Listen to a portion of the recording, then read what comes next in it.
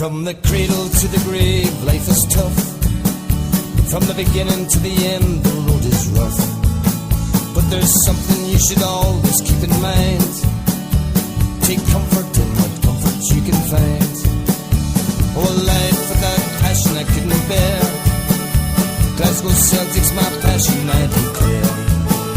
And for this I make no apology, for it's always been Celtic with me. With some it's the horses, I've no doubt. With others it's the whiskey and the stout. With some it's every pretty girl they see. Well, it's always been Celtic with me. Others people now say that I'm insane, just because I've never missed a game. Be it wind or rain or hail or sleet or ice, I've yet to miss a game at Paradise. And all the money that I've spent going abroad, all the money that I never could afford, well, I spent it all in bright good company, for it's always been Celtic with me. With some it's the horses, I've no doubt. With others it's the whiskey and the stout. With some it's every pretty girl they see. Well, it's always been Celtic with me. Right from the very start, you got into my heart, you see. Was it for better or worse? Was it a blessing or a curse? It's all the same to me.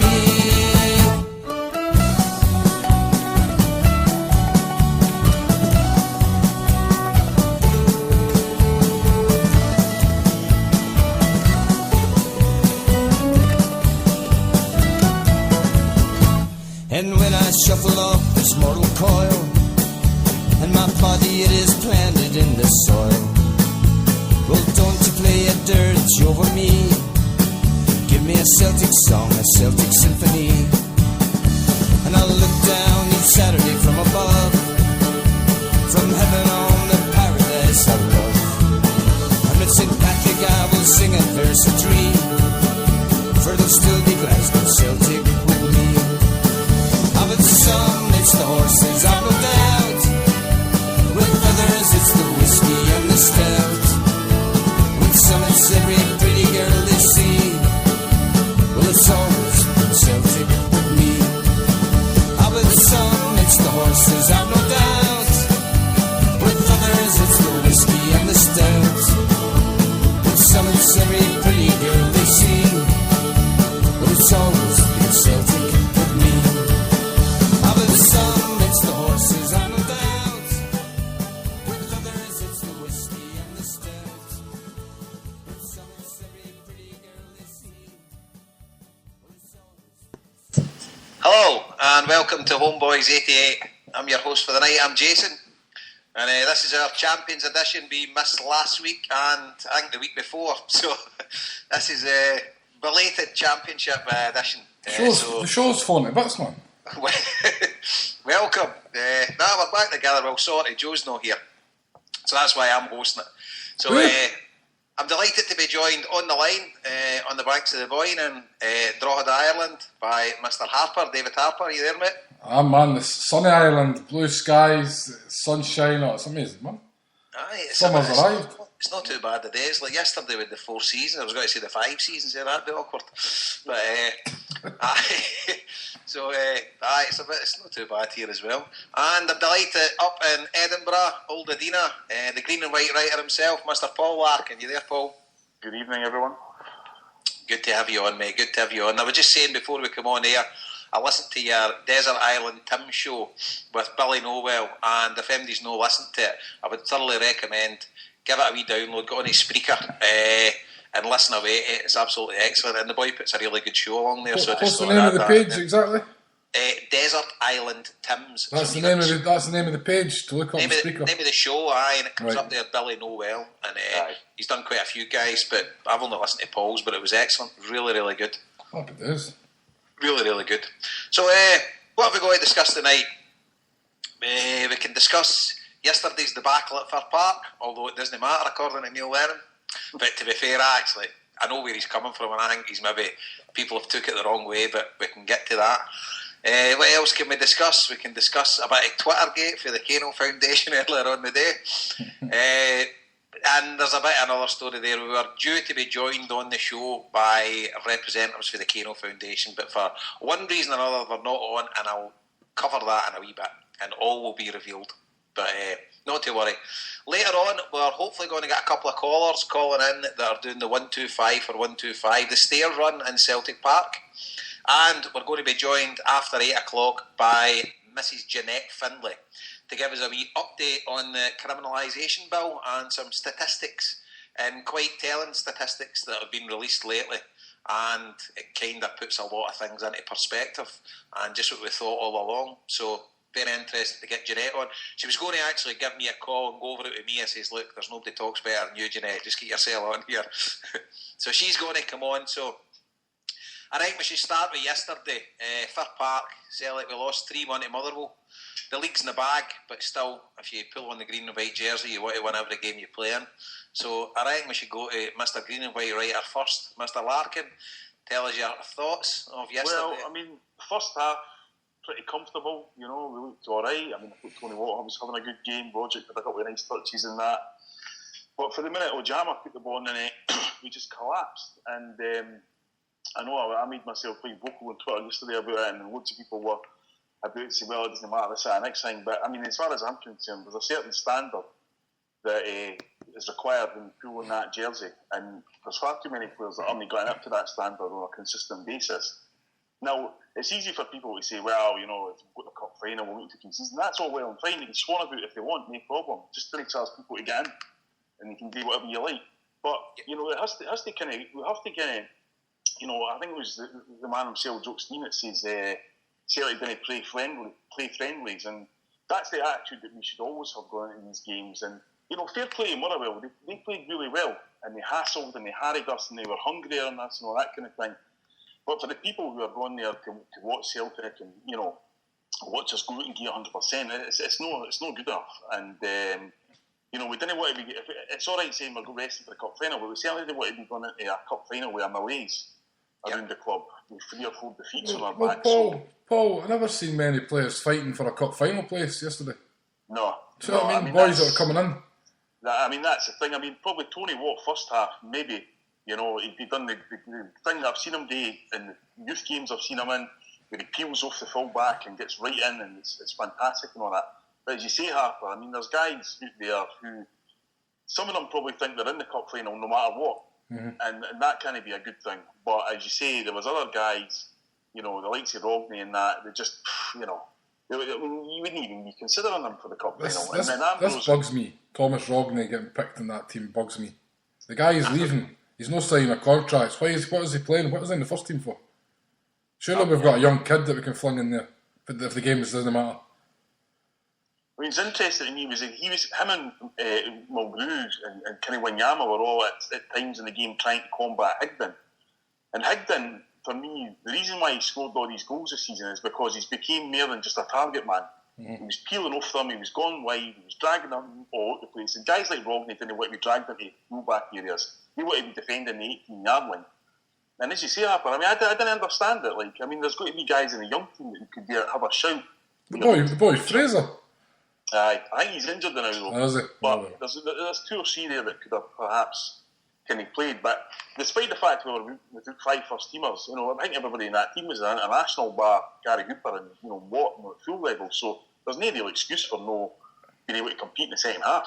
Aye, but when we played a strong team, when we looked at the team, one thing that stuck out for me was at Fir Park the last time, Big Rodgick played in the middle of the park, and he played him in the middle of the park again, and they have got a very combative, if that's the best phrase to use, in Lasley midfield, and they ran out of the Tapies, and especially for their first goal. I mean, it was a thing of beauty from a Motherwell point of view. I thought maybe Big Fraser could have got down at the near post, but what a goal it was for them. It was some touch by Lasley, and then he put that Yama through.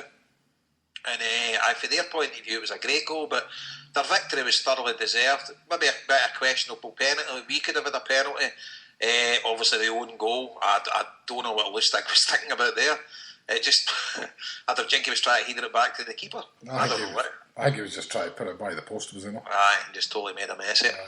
But you're right. One interesting thing I was looking at, Paul. Do you think Stuart McCall's got any problem with the Motherwell players' attitude? Because I don't. No. I mean, this is something I was trying to argue on Twitter yesterday. Is that Celtic are playing against players who didn't have any of the kind of advantages that they do in terms of the preparation, in terms of the hotel stays, the diet, the nutritionists, there's the quality training facilities and all that kind of stuff.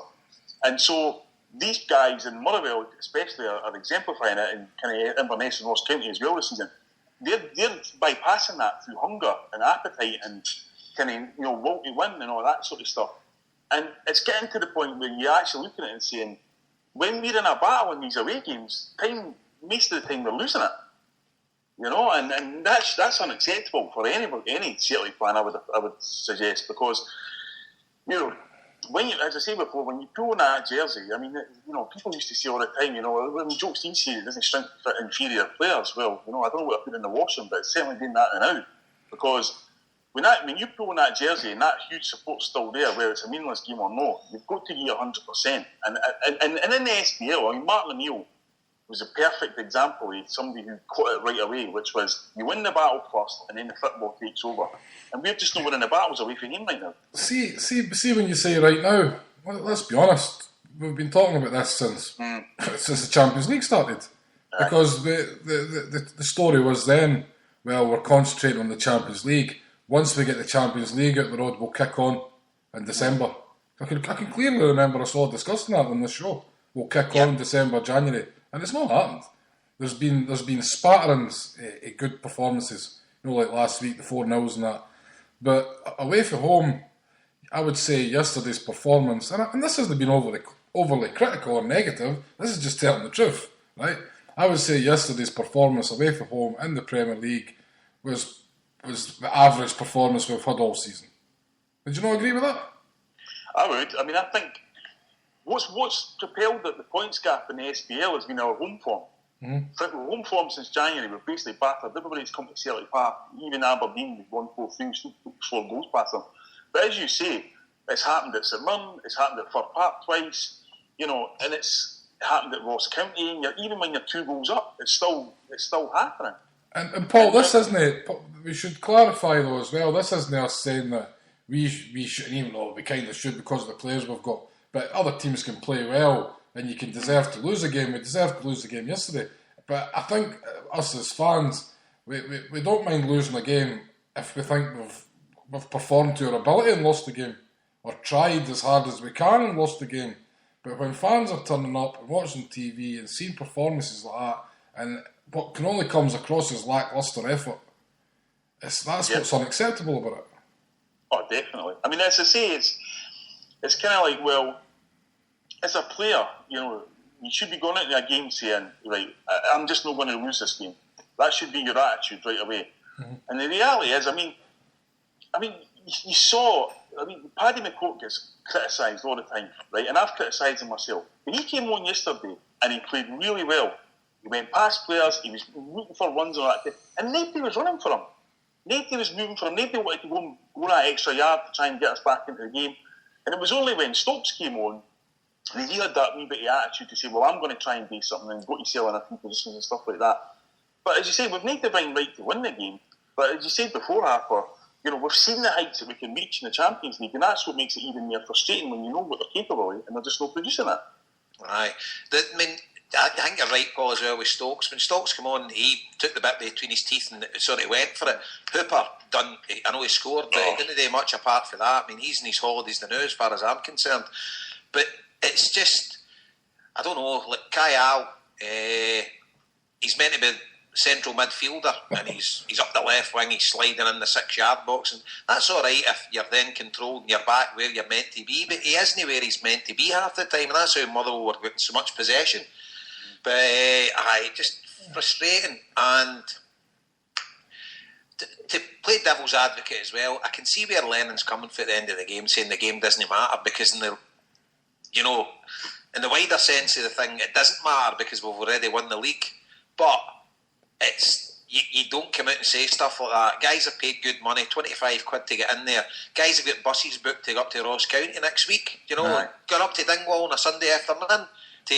And then you're hearing these games don't matter. All that matters is the cup final. Whether it's, I've not heard the interview, but whether he's been misquoted or whether, I don't know. But you can't be saying stuff like that. No, and what I would say to that, Jason, is if we were going for the league and neck and neck with somebody, and an opposition manager said that, and his team was going up against the opposition we were competing for the league, we would be going mental. I was just going to say that. You know, we would be going crazy, and there'd be conspiracy theories and this and that and this.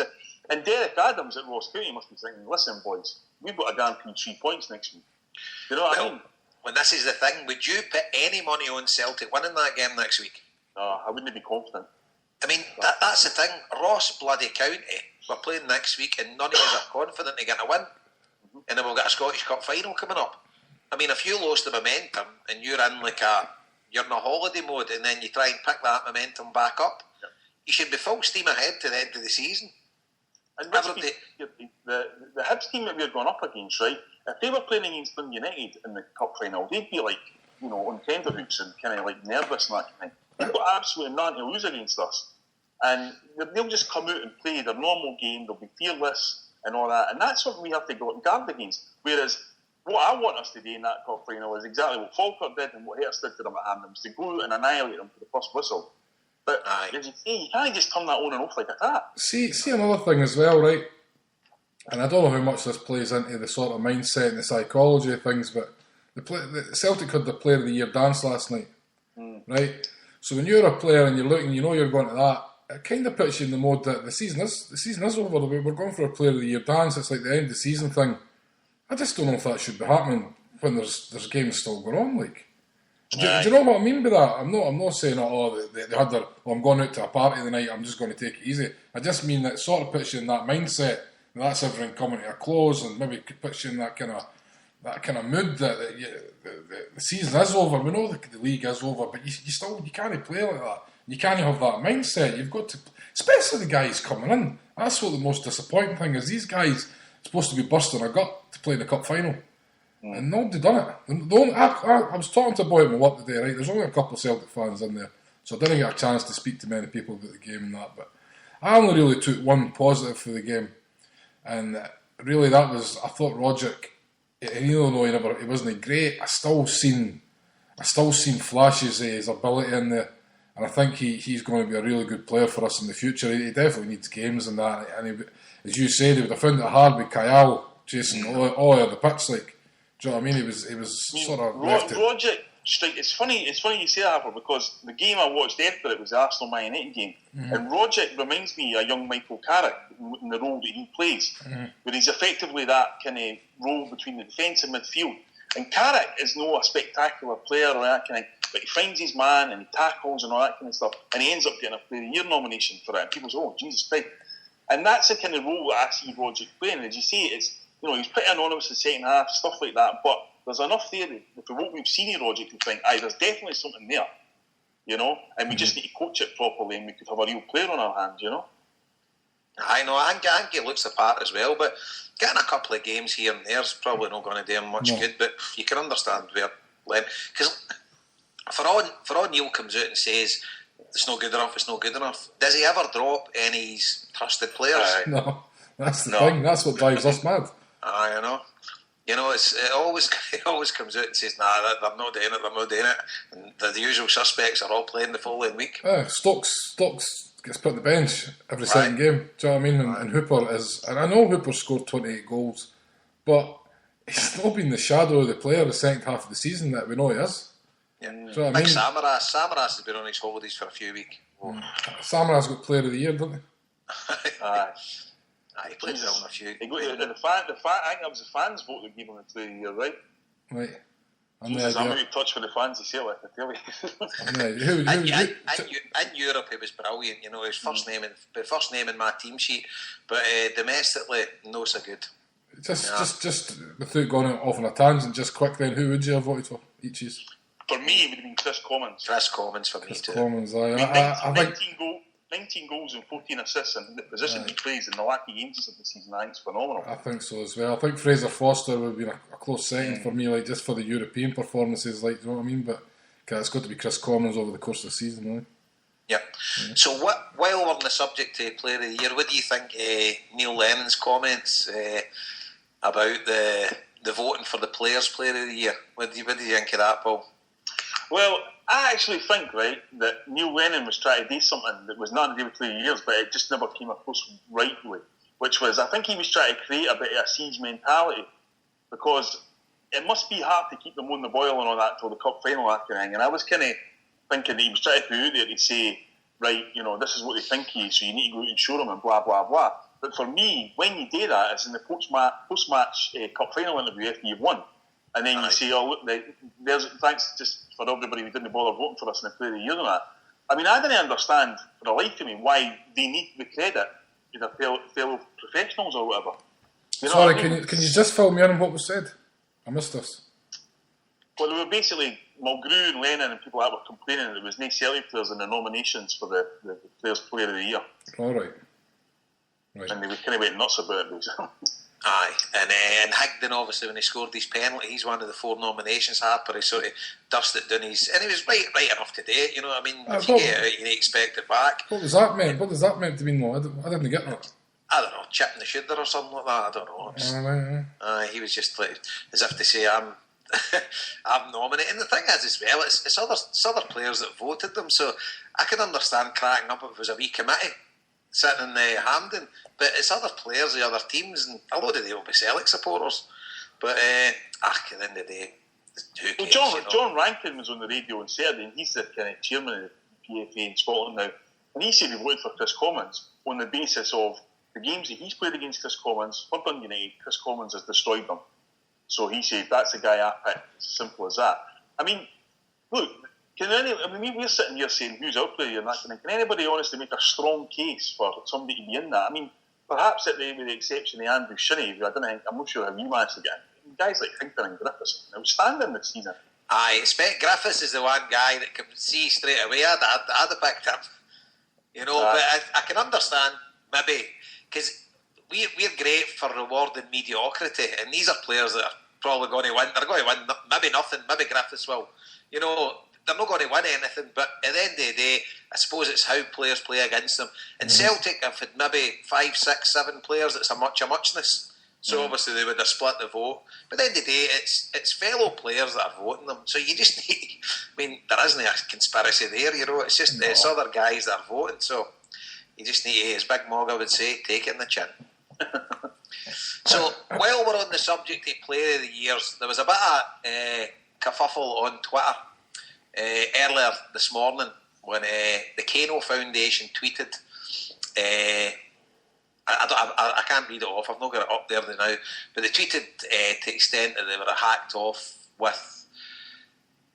They did a Player of the Year dance at the Kerrydale Street on Saturday night, and there was no players' representative there. So a few tweets about it, and Celtic have won it, and whatever. There's been to and fro, and so. We were going to have a guy for the Kano Foundation coming on here tonight, but since then, Celtic have been in contact and they're in dialogue with Celtic at the minute, and Celtic are looking to put it right. So at the end of the day, we're all Celtic supporters. Celtic is a club we all follow, whether we don't agree with board decisions and things like that. We're all hooked, and that's our team. So the Kano Foundation need a strong working relationship with Celtic going forward. So hopefully things will get ironed out and things will go on for here, you know, and you've got to respect the decision. So the guys for the Kano Foundation decided not to come on after speaking with representation from Celtic. So that's fine, you know, that's absolutely fine. But what I would stress is everything that the Kano Foundation guys tweeted today was true. The guys haven't told any lies. Everything they tweeted today was true. So it's up to MDLs to make their mind up. But they're willing to work with Celtic, absolutely. You know, we're all Celtic supporters. You know, and they want to take it forward. I mean, I'm going to start doing some fundraising for the Kano guys going forward as well. And me and yourself, Harper, spoke about a few things, and I'll mention something at the end of the programme which we're looking to get off the ground as well, to try and raise money for the Kano Foundations. Because bear in mind, the Kano Foundation is solely funded by the support. You know, and it's these guys, through tireless effort and selfless effort, that they pay for these season tickets for these kids. I think it's 60 season tickets they buy a year. 60? So it's about 60 season tickets.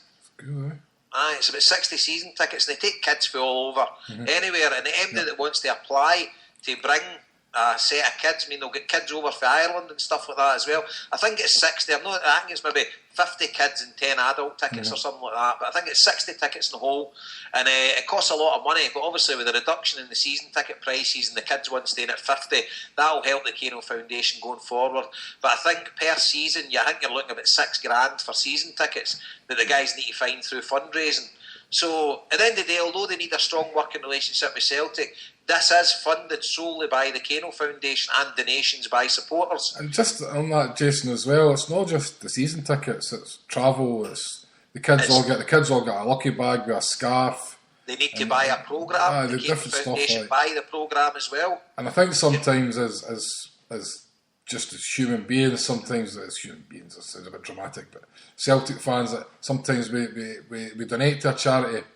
And then you just think, oh, that's that one sorted, but you forget this is ongoing. This is ongoing. They need a business plan every year to make sure they deliver and they can produce the money for these season tickets, and they can cover the cost of getting those children into the stadium.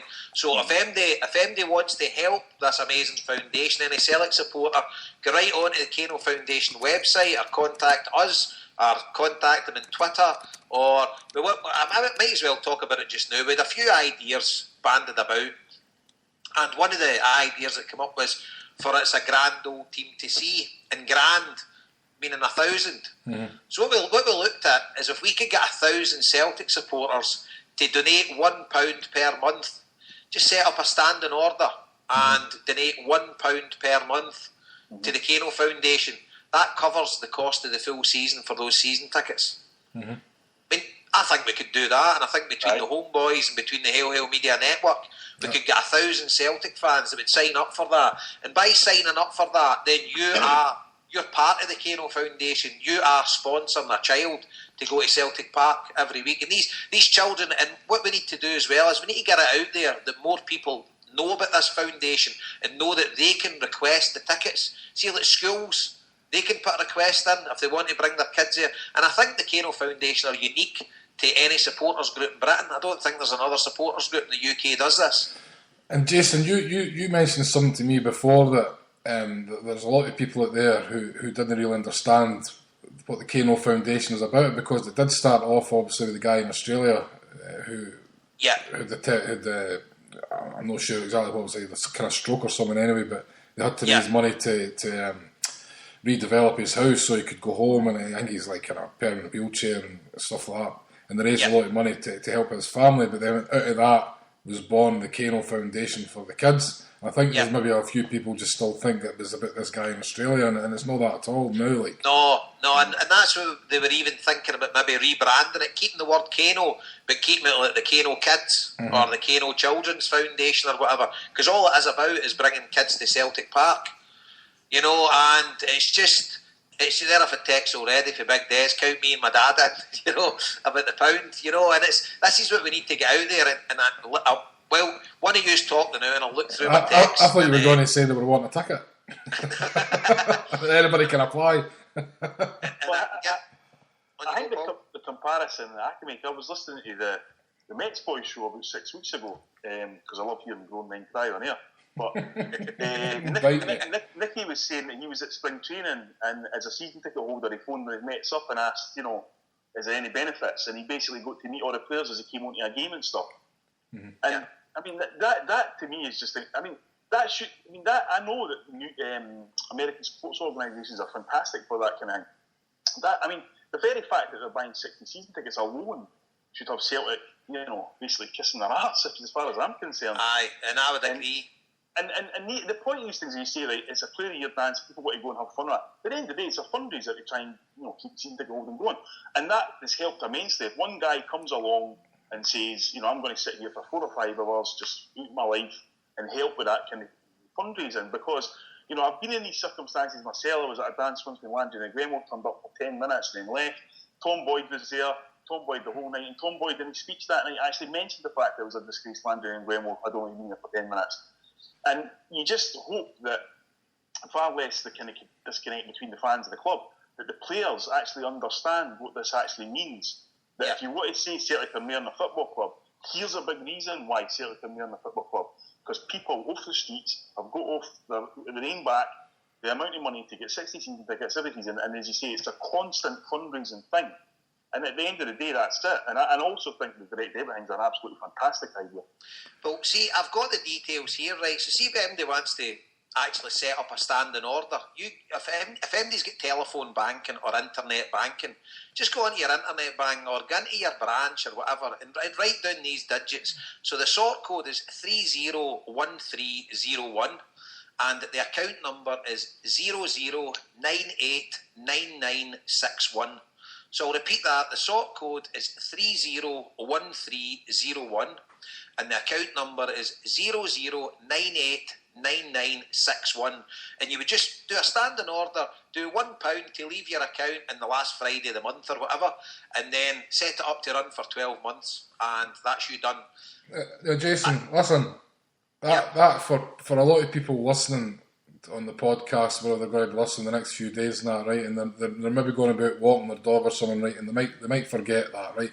So what we'll do is, it'll not be tonight, but tomorrow. You send me all these details, right? And I'll write that up, and we'll put it on the Hail Hail Media website. Yeah. Right? We'll get it on the Hail Hail Media website. We'll attach it to the podcast on there and all the details where people can donate. So we'll get that up by this time tomorrow night. It'll probably be after my work tomorrow, but I'll definitely get that up on the site so people will just be able to go in and get the details there, like. Yeah, and I was discussing with the guys about things about going forward. What would the future be? You know, is it just going to stay the same? And see even things. See going forward, I think like a name for the Kano Foundation would be to buy a bus. Imagine they could get a bus, and then they could use the bus to make money, and then they could use the bus to transport whoever group it was coming into Celtic Park. You know, something like that. And going forward, if we can get enough funds together, because we just seen the great news about the wee Oscar, you know, stuff like that. You see what the Celtic support can achieve when we work as a collective. And as I say, because the Kano Foundation, with the 125 for 125, that's obviously hit the Kano Foundation because guys are giving to that. The wee Oscar Knox, people were giving to that. Great charities, absolutely brilliant. And all charities are great and we're all working together. But the Kano Foundation's probably suffered a wee bit because, you know, if you keep going to the same people asking for money, people get a bit fed up. Plus, people haven't got a lot of spare cash. But what I would say is, we come up with the idea for it's a grand old team to see, you know, so it's like £1 at the end of the week. Everybody can afford £1, you know. Jason, just see as well on those bank details, right? If you speak to Tommy and Joe, and because I know they have a PayPal account as well. Yeah. Because I've sent money to their PayPal before because they were the recipients. Well, what you can do, Harper, is see if you go on the Kano Foundation website. Yeah. There is a link just to press to donate. Yeah, but what I mean is it's another way you can set up a recurring payment through PayPal. Right, Some people don't have maybe internet banking, but a lot of people do have PayPal these days with the sort of rise of eBay and stuff like that. And you can just forget about it, and you can set up a recurring payment through PayPal. And that's ideal for international Celtic supporters as well. We might not have British bank accounts. Of course. So Jason, if you can speak to the guys about that, because you'll need to get that address off them, their exact PayPal address, and just to make sure it's still active or whatever. Just mention that to them anyway, because it's another thing. Any extra way of doing it, and whatever's easiest for somebody might not be the easiest way for somebody else. So, you know what I mean? We'll definitely get that sorted out. Like. And see if MD's got any ideas about how to raise money for these guys or whatever. Just contact us or contact the Kano. They've got a website, a Facebook page as well. Just go on there. Because it's just normal Celtic fans like us. It's doing this off their own back. They don't make anything from it. They just get great pleasure in seeing young kids' faces going to watch Celtic for the first time. Yeah. You know, see me personally, I mean, if I was a chief executive of Celtic, I'd give them the season tickets. You know, but at the end of the day, the fans do it themselves, you know, and it's all we want to do is get the next generation of Celtic supporters out there, and the amount of people that they've took, and I reckon for the 3 years that they've been going strong, the amount of people that they've took to Celtic Park, it won't be long until they'll have sort of pseudo-filled that stadium. You know, it won't be long until they've had 60,000 through the doors at Celtic Park. Yeah. So an idea if anybody for Celtic's listening, what about when we're doing the Paradise Windfall? Just having a quick thing. And today, the visiting guests for the Kano Foundation that would take 5 seconds. You know, it wouldn't be hard with it. And I think the guys for the Kano Foundation, if the people that are coming, I think I would say to them, only ask you one thing: write a wee blog of your day. Do you know what I mean? Give us a couple of paragraphs, a wee story of your day. You know, something like that. And then they can have a book, and then they can have a lasting memory of everything that they've took through the doors. Mm-hmm. You know, what a gesture for Celtic it could be is if just one Saturday a season at Celtic Park, that everything over the 15 grand that's raised in the Paradise Windfall went to the Kano Foundation. And I guarantee you probably have your record sale that day. Aye, something like that. I mean, there's loads of things like Celtic could do. I don't know the ins and outs. I'm not a part of the Kano Foundation. I don't know what happens when they're in these meetings with Celtic and stuff like that. But at the end of the day, if they're paying for all this out of their own pocket, I don't think Celtic are doing as much as they could or as much as they should. Because at the end of the day, Celtic's the one that's getting the ultimate benefit of this. Can I ask you, Jason, is the Kano Foundation part of the official Celtic charity list? No, they have a list of official charities that they support. Are the Kano Foundation part of that? I don't know. I know it's independent, so I don't know. Mm-hmm. Well, I mean, I just got a message from Chaz Duffy. I mean, this thing with Celtic again, where they said that, you know, they had a dance for Yalan Doherty, if you remember. Yalan had the facial reconstruction. And they raised 40 grand towards his operation. And he got an email from Celtic on the day saying, don't use the Celtic Club crest in any of your literature. You know what I mean? It's that's the kind of things that have to change, you know what I mean? They've got to be embraced and all that kind of thing.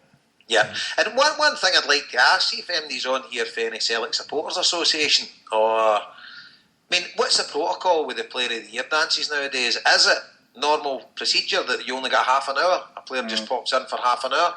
I don't know. Is that only if you have your dance at Celtic Park? Aye.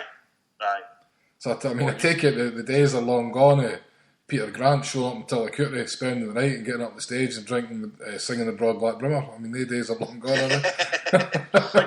know that he done that. I think if you know Neil Lennon, you can get the players to turn up anywhere, but if you go through the official channels, you'll get them for half an hour at Celtic Park. Mm-hmm. That's not really good enough. Okay. What I would say as well is, talk to some of the guys at the Kano Foundation today.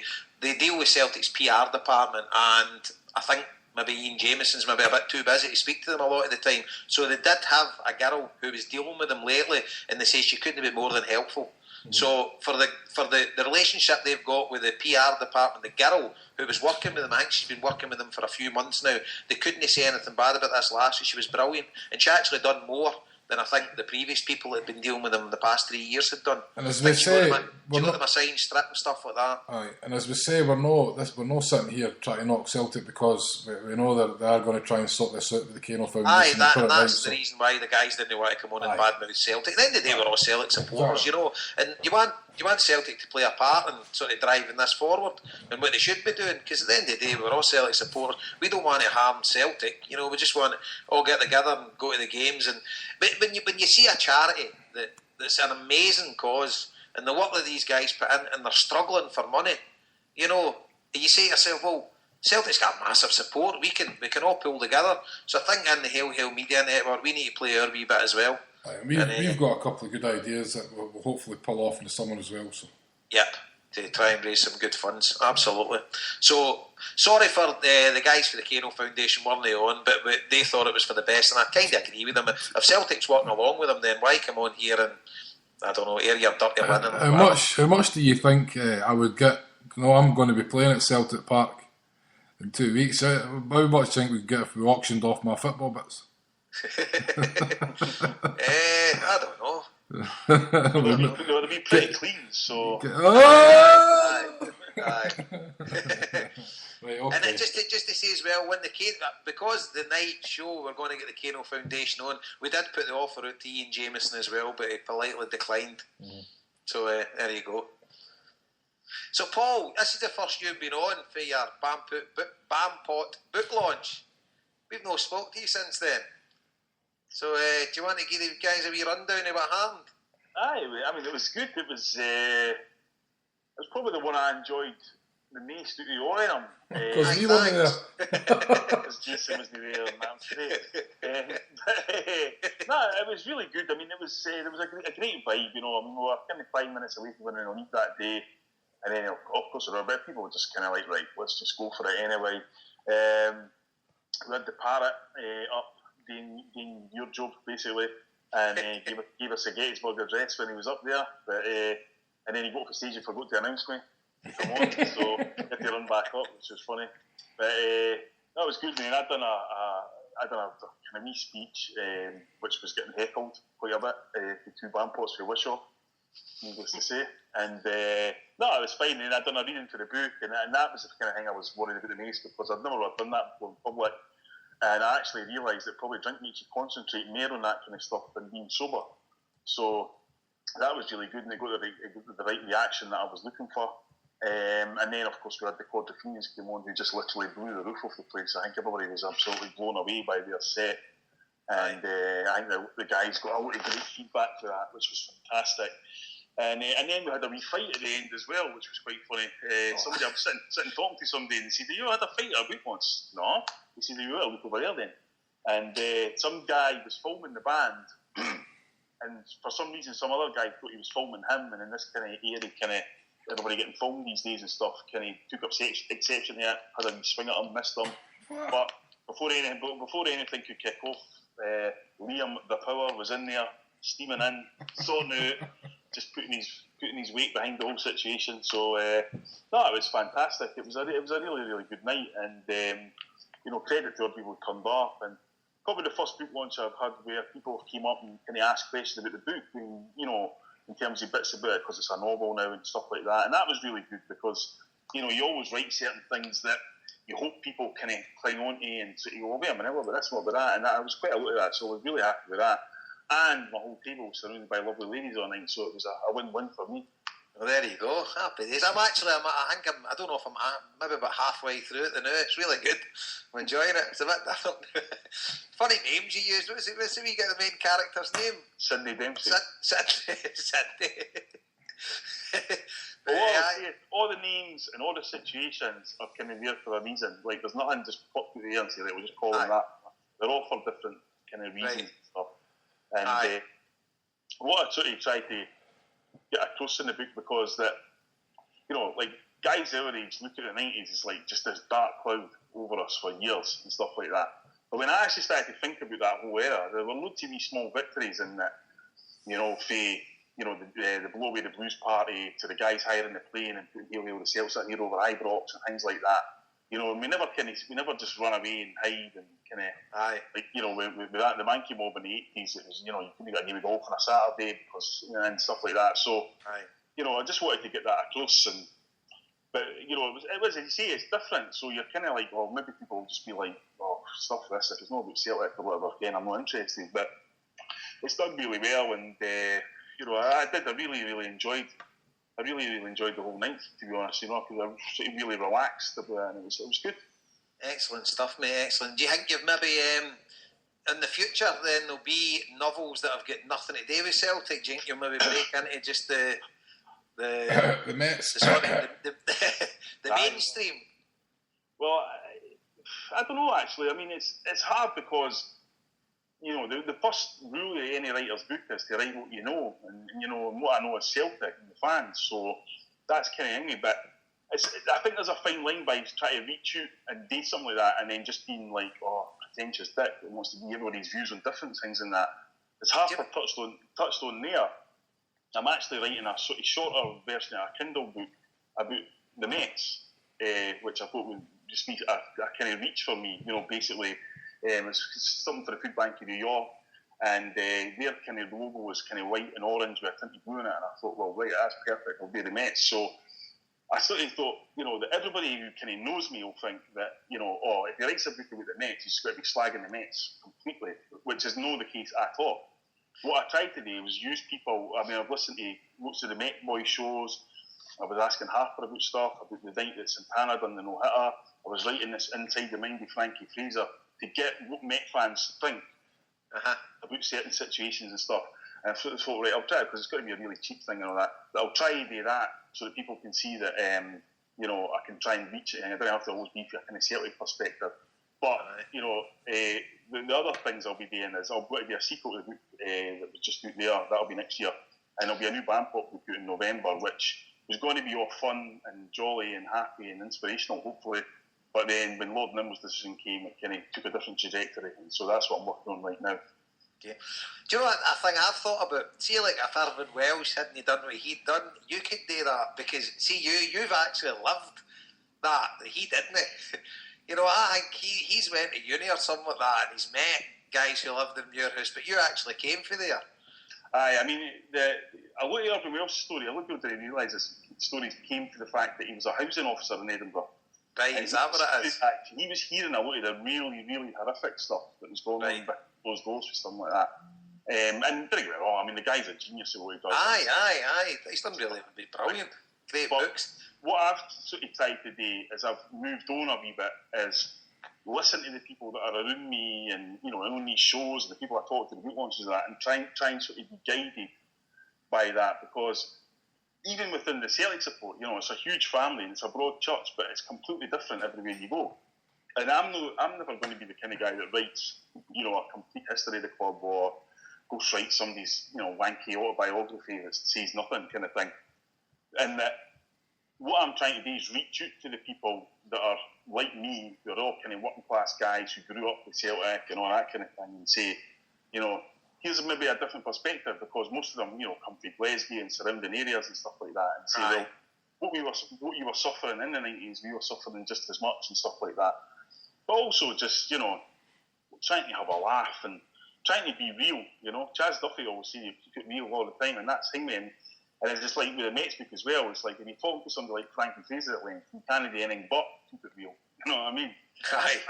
Frankie's not one of these guys. What I love about Frankie when you talk to him about books, he doesn't tell you what he thinks you want to hear. He just tells you how it is. And with his kind of insight, and you ask him about any bar in New York in the last 30 years, he'll give you a 300-word story. I found history, I know. And it's just even snippets. So that's the thing I've tried to do, with my writing is, get that kind of insight that you can't get through Google and you can't get through the internet or just reading stuff and that kind of thing, and talking to people like him who have got the wee bit of insights into the Mets that I never had a clue about or anything like that. And the other things make sense. They tell you about scenarios that maybe happened and people missed it and all that thing. And brilliant, and that's it kind of thing. So, I'm enjoying it, and the last 2 books have been hugely successful. So, hopefully I'll be able to hear a few more. Paul, you should come to Mets Boys Night the 24th of August. I'm sure there'll be a chapter in the book there. Well, I would love to, but at that point the Yankees will be preparing for the playoffs. So, I'll kind of be tuned into that. I don't know what to go in. We'll certainly know there are any playoff worries, I can assure you. But no, that's going to be an epic night, as I say. The Mets Boys Night and then New York, me and Harper. That's what attracted me to not just the Mets, but the baseball, because the baseball fans in America are just like football fans here. Most of them working class. And it's the last sport in America you can get into for a decent price, and stuff like that. And some of the stories are just phenomenal. I mean, I think if I actually printed half of Frankie's stories, it'd be in custody within about 2 days. With some of the things he's done, Aye, I know. Meet the guy on the Mets Boys last night, Greg Prince. If you've not heard that one last night, give it a listen, mate. The guy's phenomenal.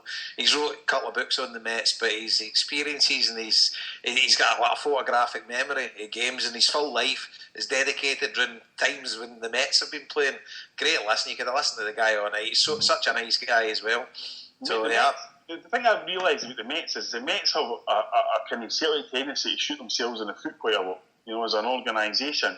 I was talking to Frankie about an incident which will be covered in the book in '86 when they won it, and Clemens was playing for the Red Sox and stuff, and they beat him and all that kind of thing, and they really, really got up on that thing. Of course, Roger Clemens went on to become one of the best pitchers ever, steroids or no.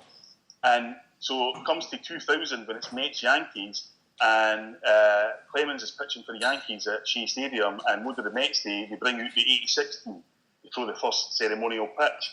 And Frankie says, and you see it on ESPN as well, you see Clemens just looking and thinking, this is my chance. Aye. So this is my chance to get you back. And the mates is full of stuff like that. But because of full of stuff like that, there's millions of great stories and characters come out here. Aye. It's just an amazing story, and their fans are dead. They're dead faithful and loyal, but they are totally downtrodden. You know, every one of them's got a hard luck story, but it's brilliant. You know, the Mates fans that I've encountered are brilliant, stereotypically. They never really, you know, sort of big their team up in terms of we're going to do this, that, and next thing until they start winning, and then the New York attitude comes in. You're going to win everything. You know, every single year. I know. I suppose we should maybe bring this back to Celtic, should we? Aye, we should. Oh, aye. So, what do we reckon then? Me and Paul didn't get offers for the cup final. No. Aye, the two is. They offers for the cup final. They got offers and took our applications straight away. See, I'm not a member of the away scheme registration. Are you? Aye. Well, I think that was a prerequisite. But I've been in quite a few away games, but I've got tickets. I have somebody else. I've had tickets here and there, and I've been taking tickets, and didn't get offered. And there you go.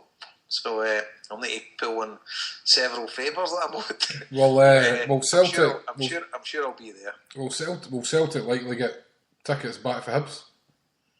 No, they'll sell it their section. Will they? Think? Aye, and I'm one of these. I'm one of these that the other team should get half the stadium. It's a cup final. No, definitely. But I'm just saying, like, if Hibs, obviously, if they sell out, they would send them back, so maybe open up more tickets. Like. No, they'll sell them out.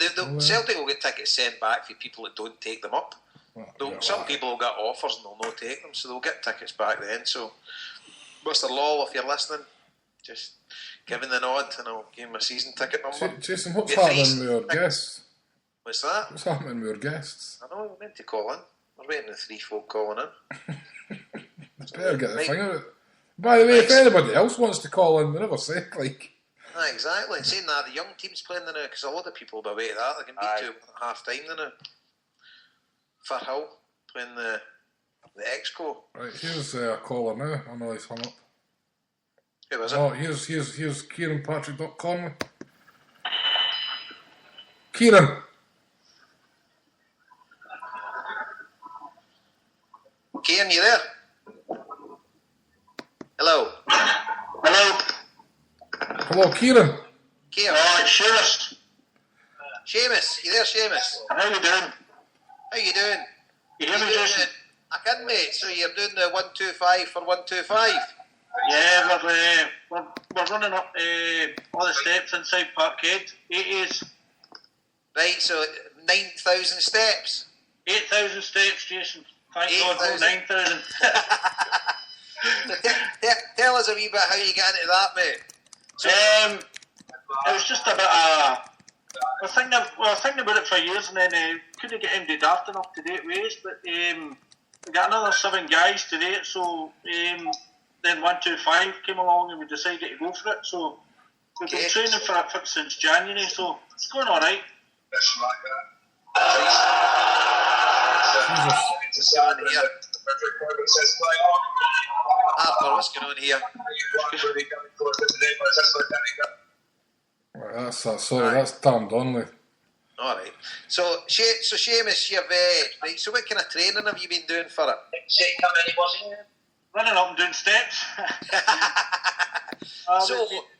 We've been basically running train every Sunday morning, probably about 9 o'clock in the morning, especially if Celtic's got a game on the Sunday, you know, so we did a lot of hill work, boys out running their cell, but because we're all working, most days just meet up on a Sunday, you know, running up and doing steps. We tried the bottom tier ones, we done the top tier on Thursday night there just to see what it was like, so that was murder, but it helped us, so we know what it's going to be like on the 19th. So how can folk donate to you? So what's we're doing it for free charities, Jason. We're doing it for the Celtic charity, we're doing it for Mary's Meals, and we're doing it for a Malawi charity as well. And the easiest way is if they go on Twitter and just do it through, there's a Twitter page called Steps Challenge, or on the My Donate page as well, Paradise Steps Challenge on My Donate. Okay, so Twitter is @Steps Challenge, just the way you spell it normal way. Yeah. Okay. So everybody, if they want to log on there, so tell us, see all the 8,000 steps, is it just the ones inside the stadium that you can see? So it's no the concourses and no up for the turnstile up the way? No, it's just everything you can see in yellow. Everything you can see in yellow, right. So how long are you planning, how long do you think it'll take you? We reckon about maybe 4.5, maybe even 5 hours, depending on how we go in, So we're going to start at about 10 o'clock in the morning and just away we go and see how we go. And we'll do the top tier first, seems the worst, the steepest gradient. So we'll do that first and then head on to the bottom tier and then on to the main stand to finish it off. So we reckon about 4.5 hours at least. And are you look to have a break halfway through, or are you just getting battered right into it? Well, the good thing about it is Celtic are putting on paramedics for us, so that's all about. We'll probably have a break after we do the top tier for maybe about 10 minutes, and then we're back into the bottom tier, Oh, great stuff, mate. Happy. So what date are you doing it again? 19th, the last game of the season.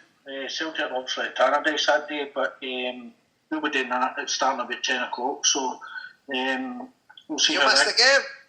Unfortunately, it's the only date we could get. It was only date available, so with different commitments, people working, and a date for Celtic, that was the only date that suited, so maybe they'll put it on a big screen for us, that'll be alright. That'll be alright. Well, the league's won anyway, so. And plus, Lenny's telling us we're not trying to anyway, so never get better half, no going. Yeah, someone could come and give us a horn and I'm doing the steps in, that'll be alright.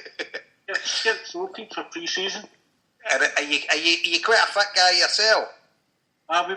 We've all been training since January. No, Maesters are, I don't know, Maesters are in their 40s. And a couple that aren't in their 40s look as if they're in their 40s. We've been just trying to train since January and try to get ourselves in shape for doing this, because we know it's going to be really hard. I have to say, looking at your picture here on Skype, you're looking young for 40. That's because that's my boy, because I don't know how to set this up. I thought that, because we're saying, Kieran, you there? Aye. So how many in total are doing it? There's 8 in total doing it, but we all need to do, everybody needs to do the 8,000 steps, so it's not like we're doing 1,000 each or anything, everybody has to do the 8,000. And how are you going to do the same steps at the same time, or are you going to split yourself up and swap across and stuff like that? I'll probably just be like a chain gang, chasing just up and down and up and down. And then you can keep each other going, sort of thing, and shouting each other on and things like that. Shout abuse at each other and that, so... So hopefully we'll be alright. Hopefully we'll be ready by the 19th. We've still got a couple of training sessions to go. So as I say, we tried the top tier on Thursday night. We were out on Sunday again up at Kelvin Grove on Sunday morning, running up and doing steps up there. So, but we're doing all right. Hopefully we'll be ready as long as nobody gets any injuries or that. One of the boys has got a torn calf now, but hopefully he'll be all right by the 19th. So, if he's no use, can carry him. No, he's too carry him up. I carry him. No, we'll just he'll just need to crawl up and down them. Aye. She'll be alright. But the main thing is getting money for charity, That's it. And we were talking about the Keno Foundation earlier on as well. There's some great charities out there. So tell me, I take it this has never been done before? That's the first time it's been done at Celtic Park. So it was funny, we were talking to Bobby Murdoch's wife, and she was saying that Bobby used to train in the old stadium pre-season, up and down the steps. So, but it'd be good to, I don't know, I don't think any of the players these days do it, but maybe they do, I don't know. But no, it's never been done. It's never been done before. Aye, happy days. The only one similar I can remember was a couple of seasons back. I don't know if you remember, there's another boy who sat in every seat or something. We might be doing that now. But what was that, Harper? Yeah. Some guy sat in every seat in Celtic Park. Sat just basically on a day, just went in and they went along every row, putting in every seat, sitting on it, going on to the next one, and then done every seat in the stadium. Surely he never gets sponsored for that, did he? £1 a seat. So, you're on the show anyway, mate. So, anything else you want to talk about? What about the team now? What about the game yesterday? Is there anything else you want to talk about? I was listening to Paul there. He was talking about I remember the game, when we were banned for Ibrox. Aye. And I remember at the time, a few of the boys after the bus, you could actually, although it wasn't on Sky and all that, you could actually book a hotel room and get into a hotel room, and for some reason you could watch it in this hotel room. I don't know if it was just Sky wasn't out, and wasn't as well known, or people didn't have it as much, but I remember a couple of boys booked a hotel room so they could go and watch the game. The game at Ibrox, mental. So it was on at the hotel's channel? I was in some sort of hotels channel, or maybe just at that time it was just the hotels that were subscribed to some satellite station, you know. It was probably one of the foreign feeds even back then. Like. Aye, some boy for it about it, booked a hotel room for the afternoon. About 100 boys packed into a double room. Aye. Paul, you were at that game, weren't you? I was, aye. I've still got the bruises to fucking prove it. So you got a bit of tank now. You've got you had that and you want to give us a wee rundown of what happened? Well, basically, I got the ticket through. I was seeing this bird whose brother was a kind of Rangers bondholder, I think it was at the time, and he was no well. He had the flu or something, and she managed to kind of secure the ticket for me. So I went through, went on the subway, no hassle. First guy I seen was a big guy, Big Gordon, who sells. He's the huge guy at Celtic games who sells scarves, badges and tapes and that, right?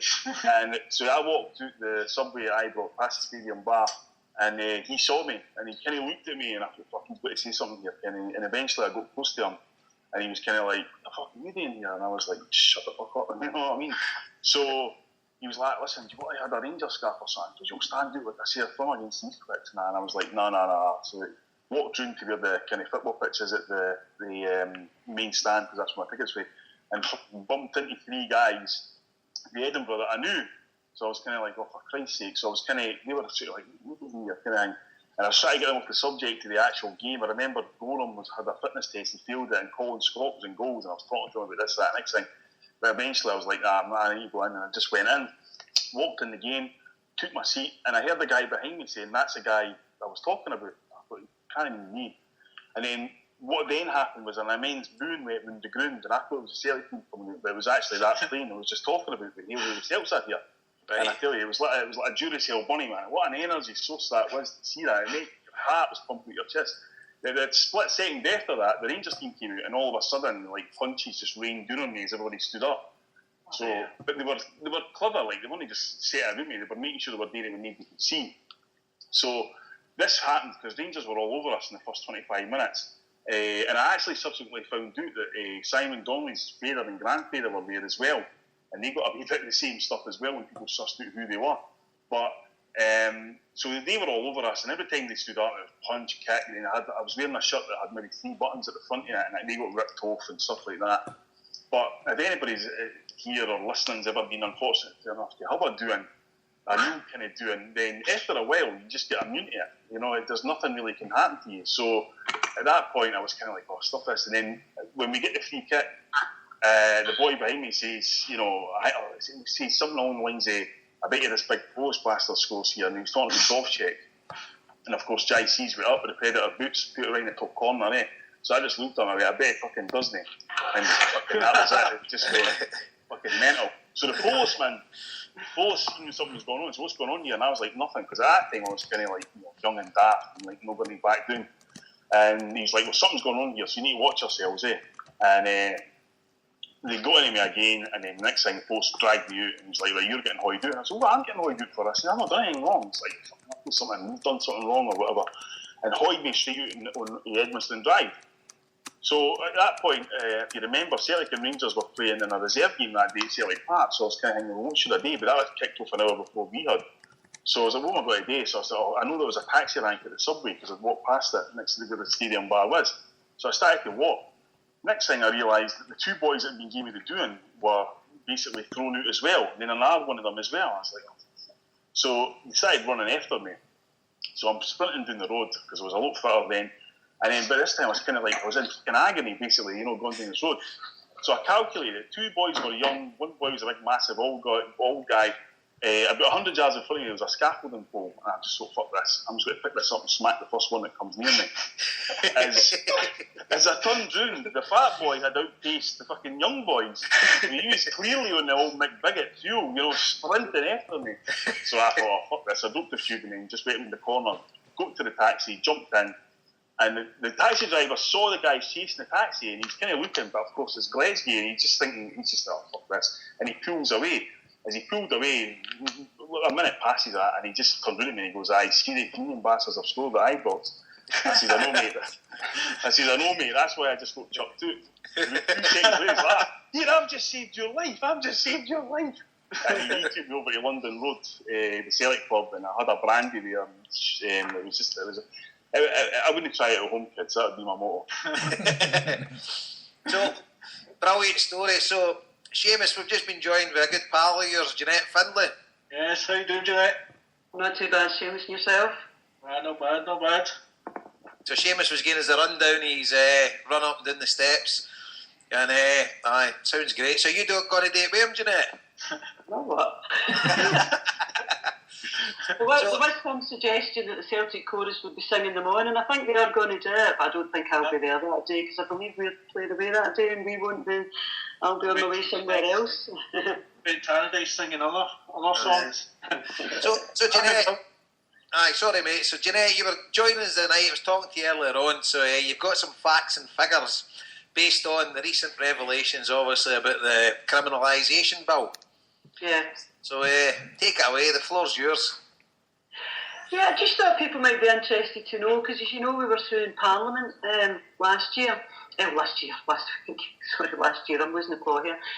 We were through in Parliament there last Tuesday, handing in our report on the police attack on the corteo on the 16th of March. Yep. So while we were there, Siobhan McMahon, MSP, who's been a strong opponent of this act, she was the sort of sponsor, and she brought us in and invited other MSPs to come and talk to us, and then we handed over the report to Lewis MacDonald, who's the Shadow Justice Secretary. But anyway, while I was there, she was telling us that she had a couple of questions down, the procedure, they ask questions of the government has to provide either verbal or written answers. And she sent me those through on Friday, and they make very interesting reading. Because one of the questions that she asked, which she thought was quite an innocuous question, was to ask the Scottish Government, what projects it had funded to tackle sectarianism in each of the last 2 years. Just to get an idea of what educational work the government was funding out there. And what we find is that tucked away very neatly in those projects to tackle sectarianism is the funding of the focus group, the Football Coordination Unit Scotland, which, if you look at the numbers, in 2011-12 got 75% of the funding, and in 2012-13 got 32% of the funding. So of all of the educational projects combating sectarianism, this is what gets the majority of the funding. So they get £1.82 million across the 2 years. Now this is a unit which I think consists of no more than 10 people. £1.82 million they've had. They're there specifically to police an act which nowhere mentions sectarianism. That's their job. So then if you look at the other question she asked how many people had been convicted under the Offensive Behaviour Act. And between the 1st of March, when it came in, 2012, to 31st of December 2012, there were 54 convictions. Now, I don't know how good your arithmetic is. If you work that out, 1.82 million, 54 convicted over the lifetime of both Focus and the Act. It's pretty, I don't think that's value for money, what do you think? Nah, and the thing is as well, if you break the 54 convictions down, I bet you the vast majority of them are young guys drunk. Hello? Hi, can you hear us? I'm afraid I think I've lost you. Hello, I can hear you. You're still hear there. me? She's still there, right? can hear us, Jeanette? I can Hello? just hear you now again. Sorry, I can hear you now again. Aye, Did you get we to that? Aye, we could hear you perfect, Jeanette. We could hear everything there. By the way, I can just break that down for you. It was 22,222 quid each. So, Oh, it's more than that. 1.82 million. no, it's fair than that. I thought you said 1.2 million. 1.82 I million. don't know. So what that means is before you even take into account the cost of the lawyers, the court system, I don't know what else, the probation service, anything, that's the sort of money that you're talking about. So they're taking up the bulk of the budget. And I mean, one of the things I think that BAC has always said is that, when you look at this act, you think, whose interest is this? The only people in whose interest this act now remains is the Police Service of Scotland, because this is funding which is separate for their core budget. They have a core budget which is getting squeezed, so they need to find other nice tidy wee budgets that they can get into, and they seem to be swallowing up the bulk of this budget. Quite quiet behind the scenes. I've no doubt they'll be proposing some of those funds to maybe other things, because I'm sure they'll have good auditors and things like that they can. If maybe there's another bit's needing some funding, they can maybe transfer some for there, because it's all in the police's hands. But the thing is, these 55 convictions, Jeanette, how many of them are for serious offences? They're probably young guys drunk, singing a daft song. The 54 convictions. 54, aye. Well, sorry, to be absolutely correct, there were 64 people prosecuted and 54 convicted under the part of the Act which is about offensive behaviour at football. There were 4 people prosecuted under the part of the Act which is about threatening communications, and 1 person was convicted under that. And what Siobhan McMahon is going to go back and do is to get some more detail. Now, some MSPs have already tried to get this detail, which is to say, what exactly did they do? And could they have been prosecuted under the existing legislation, the breach of the peace or something like that, aye. The Section 74 offences, which are breach of the peace and some other assault and whatever with religious aggravation, and to see whether they could have been convicted under those. Now, of those, in terms of fact, in terms of what we know about how many people have been, we don't know of anybody, any Celtic supporter, we don't know of any Celtic supporter who has been convicted under this Act, barring a couple who have pleaded guilty. But nobody who's gone to trial has actually been convicted, as far as we know.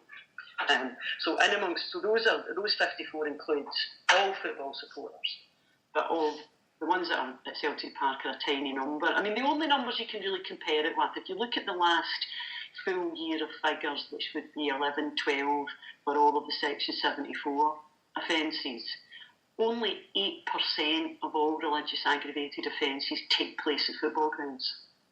Right. So 8%, but you spend 75% and then 30-odd% of the budget on a unit which is supposed to be policing this Act. Aye, so over the course of 2 years, you're maybe looking at 50% of the overall budget has been spent on policing football stadiums, when it's only 8% of the perpetrators of this, allegedly. Yeah. Aye, I mean, it just beggars belief. I mean, but the funny thing was that they figures sort of don't add up as well, because all the Celtic supporters that have been charged with this, as you say, it's all been thrown out of court or been found not guilty. So I don't know. Is it? No, those convictions are all supporters. Right. So there'll be supporters of the other clubs. They're not. It's a nice wee budget to go travelling around about Europe as well, right enough, isn't it? Following Celtic fans and other fans around about Europe. It's a nice wee budget to have. Well, there's that. I don't know what they use it for. I mean, I think some nice FOI requests is what's required here. Yeah. So anybody out there that has 10 minutes to spare might want to submit a Freedom of Information request to the Scottish Police Authority or to the Police Service of Scotland and ask them really about the distribution of that budget. Now, they're not going to do anything about operational matters, but we're entitled as taxpayers to know about how they spend their budget. Aye. fair enough. So that could be your next project, and get it around Twitter. Because how many MPs in total? How many letters in total were sent to MPs, Jeanette, after our last week campaign, after the demonstration? The last time I looked on the system, which was I think about Tuesday or Wednesday of last week, it was 10,370 something. So that was excellent. Yep. Oh, it made a difference. It made an absolute difference because I don't know if any of you saw the Justice Committee hearings. It's still online at the Scottish Parliament. You can go and play the video clip of that. The Justice Committee meeting of the 23rd of April, and you'll hear a discussion, a few minutes about. Sorry, I can't remember exactly, it's about 88 minutes in, I think. They discussed the operation of the Act, and all that the MSPs in that committee were talking about was the number of emails they'd received. So it did make a difference. Aye. So thanks to everybody who took the trouble to do that, it did actually make a difference. Aye, I mean, it took 10 seconds, but I got a printed request back. It wasn't just an email request for John Pentland, the local guy in Wishaw, and he was fully supportive against it.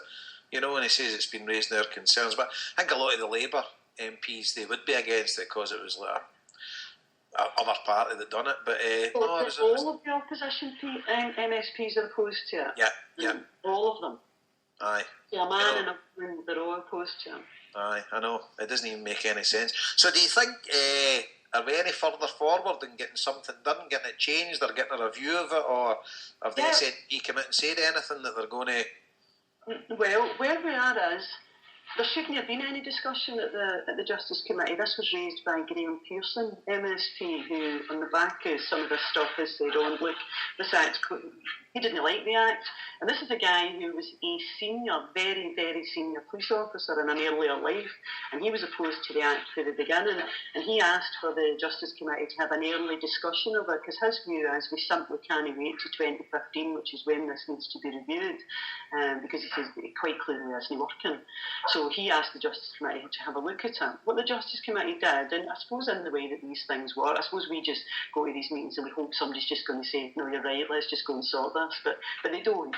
But what they did do, which I think is their equivalent, is they agreed to write to the Cabinet Secretary, who's Kenny McCaskill, and ask him how he thinks it's operating, write to the Lord Advocate and ask him about how he thinks sheriffs are able to interpret it, and to write to both the Police Service of Scotland, the Scottish Police Authority and the Chief Constable, and ask them what their policy is on kettling. So on those four things, they're going to write to them, then get that information back, and then at another meeting with the Justice Committee to then consider whether they want to push for an earlier interim review of the Act. And that's something that hadn't even been considered before we started this campaign. So there's absolutely no doubt in my mind that what we're doing and what the MSPs who are picking this up are doing is going to lead to this being repealed or significantly amended long before it was meant to happen. So what people are doing is making a difference, no doubt about it. Yep, no, absolutely. And well done to you guys and driving this forward, because without a vehicle to driving it forward, I certainly wouldn't have wrote away. I wrote away because everybody was writing away and it was easy to do and all the instructions were there. And I maybe would have, to be fair. I tend to do things, but for the vast majority, they wouldn't have done it. And you guys made it so simple on the Celtic Trust website that all you had to do was click a button. And that makes a big, big difference, I think, because somebody else tells somebody, they says, look, just go in there and click a button, it only takes 10 seconds, and people will go and do it then. When something takes a bit of thought, a bit of hassle, and you need to put a bit of effort in, then people are less likely to actually do it, unless it was specifically affecting them, or they had experience of it. I know it does affect us all, but some people, it's out of sight, out of mind sort of thing. So I think you deserve all the credit for that. Well, not at all. It's for all the people who did it. And on that basis, I'm going to leave you because I'm going to go and write up a wee instruction on how to submit a Freedom of Information request. I think that's how I'm going to spend the rest of my evening. I'll stick that up. So I'll leave you with Conley, but don't let him chew your ears off because he'll not stop. It's his show as much as everybody else's. All right, Jeanette, thanks very much for coming on there. Yeah. See you later. Bye. Bye. Just following Twitter here, having a look at a few things, and there's some bad reports coming for the under-17 game. A bit of trouble, I think, both sets of fans. Fans have been tearing out seats in Celtic game now, and they're lying on the track. And there's been a bit of a rammy, I think. I'm not saying it's been anything massive, like, but there's pictures on Twitter now, which is a bit disappointing. Like, you know what I mean? I think you need to say it is Twitter half past. I know, but I'm seeing the pictures. They've got pictures, and there's been a lot of. It's full on what they're talking about. Like, so I'm just saying. I'm only going by what I'm reading here. Like, of course, it's 3-2 Celtic's down at the minute. I think there's about 4 minutes left. I think the 3-1 we were doing and scored there. I think it's 3-2. I'm not entirely sure. That's about a downer. But what do you do? Right. I seen one picture of the young ICF firm walking to the game. A bloody under 17s game. There were folk there with their kids and all that. There you go. Right. Jason, I don't know what are you anymore with Seamus, because we've got another caller lined up. Oh, thanks for your time, guys. I'll let you go, alright? Yes. Seamus, all the best, mate. Definitely. Listen, Seamus, we'll get you back on after it, and you can tell us how you go on and all that kind of stuff. For our hospital bed, no doubt. So, Seamus, all the best, mate. Alright. And listen, Seamus, actually, before you go, likewise, see if you can email me details of where to donate and stuff like that, and as long with the Kano stuff, I'll get all that up on a blog tomorrow. So if you emailed homeboys@gmail.com, and I'll put that stuff in with other stuff on the show notes. Alright, that's brilliant. Thanks a lot for that, guys. Cheers, man. Send us a tweet and we'll retweet it. So send a tweet to the Homeboys, just end your way saying we'll retweet it to everybody. Aye, and I just actually tweeted your Twitter username out there 20 minutes ago. Asked people to follow you. So. Alright, that's brilliant. Excellent. Okay, mate. Alright, thanks, guys. Right, all the best, Seamus. See you. Cheers. Right, let's see if we can add Mr. Donnelly to this call now. What's happened here? Oh no. Right, we're still there. You're still there? I'm still here. This will be a miracle if we get through a whole show with it. We're cutting somebody off. Like, I've seen the photos here. A couple of seats lying. No good. And seemingly there's been a bit of choice. No great singing as well. So no doubt we'll hear plenty more about that. Anyway, but it's only hearsay at the minute anyway. So. Tam. Hello, Tam. How we doing? Tam, can you turn off your TV or your radio or whatever that is?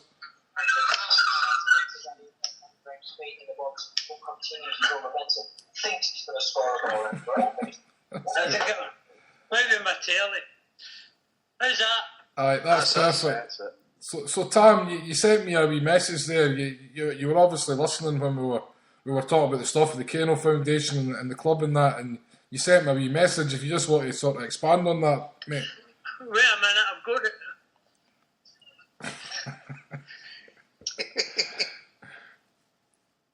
Wait a minute, hang on. This on double I think so. What? Fucking hopes. Okay, I'll try that. Tam, we can hear you loud and clear, mate. Okay. Can you not hear us, Tam? I can hear you. Aye, we can hear you fine. Right. So I'm just saying, like you sent me a message about the Kano Foundation and the club and fundraising and that. And just if you wanted to expand on that message you sent me.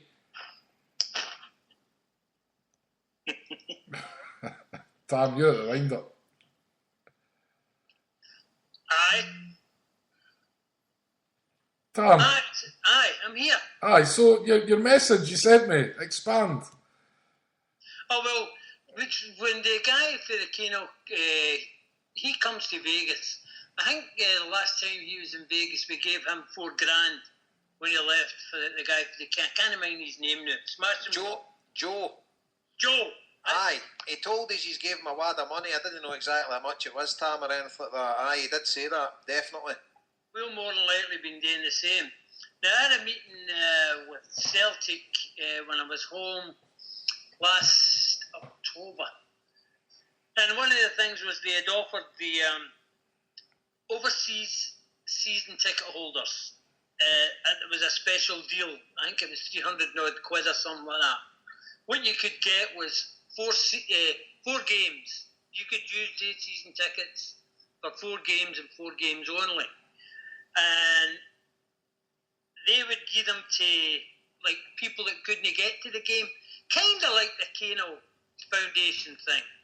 And what they were offering as well was a free subscription for the season for Celtic TV. Well, I said, well, for North America, that kind of screws me up.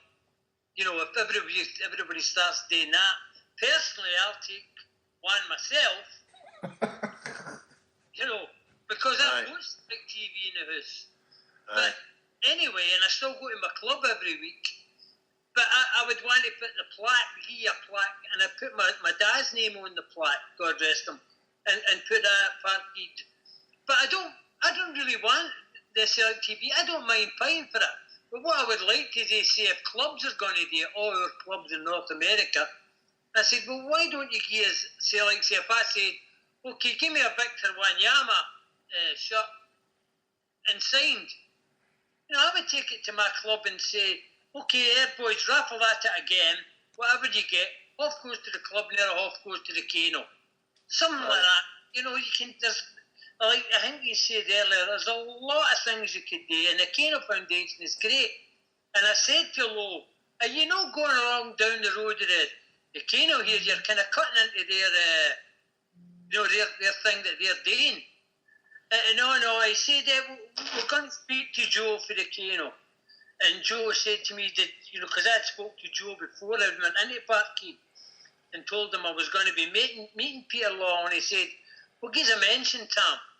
I said, okay, no problem. So I did. And Law seemed to think the Kano Foundation was a great thing, and he was going to talk to Joe. But before I left in December, I spoke to Joe again, and he said he still hadn't had a meeting. So I think that's maybe what they're on about the new, because I know that they were going to try and do something together. The Celtic season ticket thing for the overseas people, that was to give, it wasn't so much for the way Joe's gone, theirs was to get to, say, pensioners and underprivileged people that can't afford to go to games. That's how Celtic was running. So the two of them at cross purposes trying to do the same thing, in my opinion. Well, as I say, I don't know the ins and outs of it, Tam, but I know the Kano buy their own season tickets. I know they pay for them all. So is I don't. I mean, at the end of the day, they've no asked Celtic to give them season tickets. I don't know the ins and outs. I've not been to any of these meetings, but I mean, if there's a load of spare season tickets no sold, I mean, these guys are the stuff that they're doing is absolutely brilliant. But at the end of the day, see that gesture by getting a strip, a Victor Wanyama strip, and getting anything like that, great ideas, Tam. And as I say, nothing isn't welcome, because these Kano boys, it's all us that's funding it, it's the support that's funding it. And I know the time and effort these guys put in is phenomenal. And all it is just to bring the kids to Celtic Park, and that's it. And they try to get kids from underprivileged backgrounds and whatever that can't, obviously, when they be able to afford to make it, when they have the means to do it. Kano Foundation will pick them up, take them to the game, make sure they get something to eat, get them a programme, and get them dropped off back home. And you can't ask for any more than that. No, your idea of the bus was brilliant. Is Paul still there? Paul Larkin still there? I am, Tom, aye.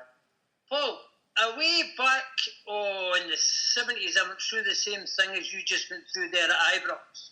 That doesn't surprise me. And I went into Ibrox in the Rangers end with my neighbour because of something that had happened. And I had a cast on my knee because I just had a cartilage removed. No, it was Stony up at the games. It wasn't City Doon games. It was Stony up. And they took me into that section 13, and I was a bit weary about it. And for about 30 feet behind, just before half time, the Polish mob scored a goal. So I kind of whispered to the guy next to me. I mean, I whispered to him. You need goals now. Like that. Just like that. This guy, he had to be 30 feet behind us. Hey, you bastard! I don't really look good, We know where you are, you And I've got crutches, right? And I've got the crutches, and I say to this bloke, but it was my neighbour, I just get married. Well, I'm out here. He said, you can't run with him. Wait, me and my mates are taking up the stairs. I'm getting to fuck out here.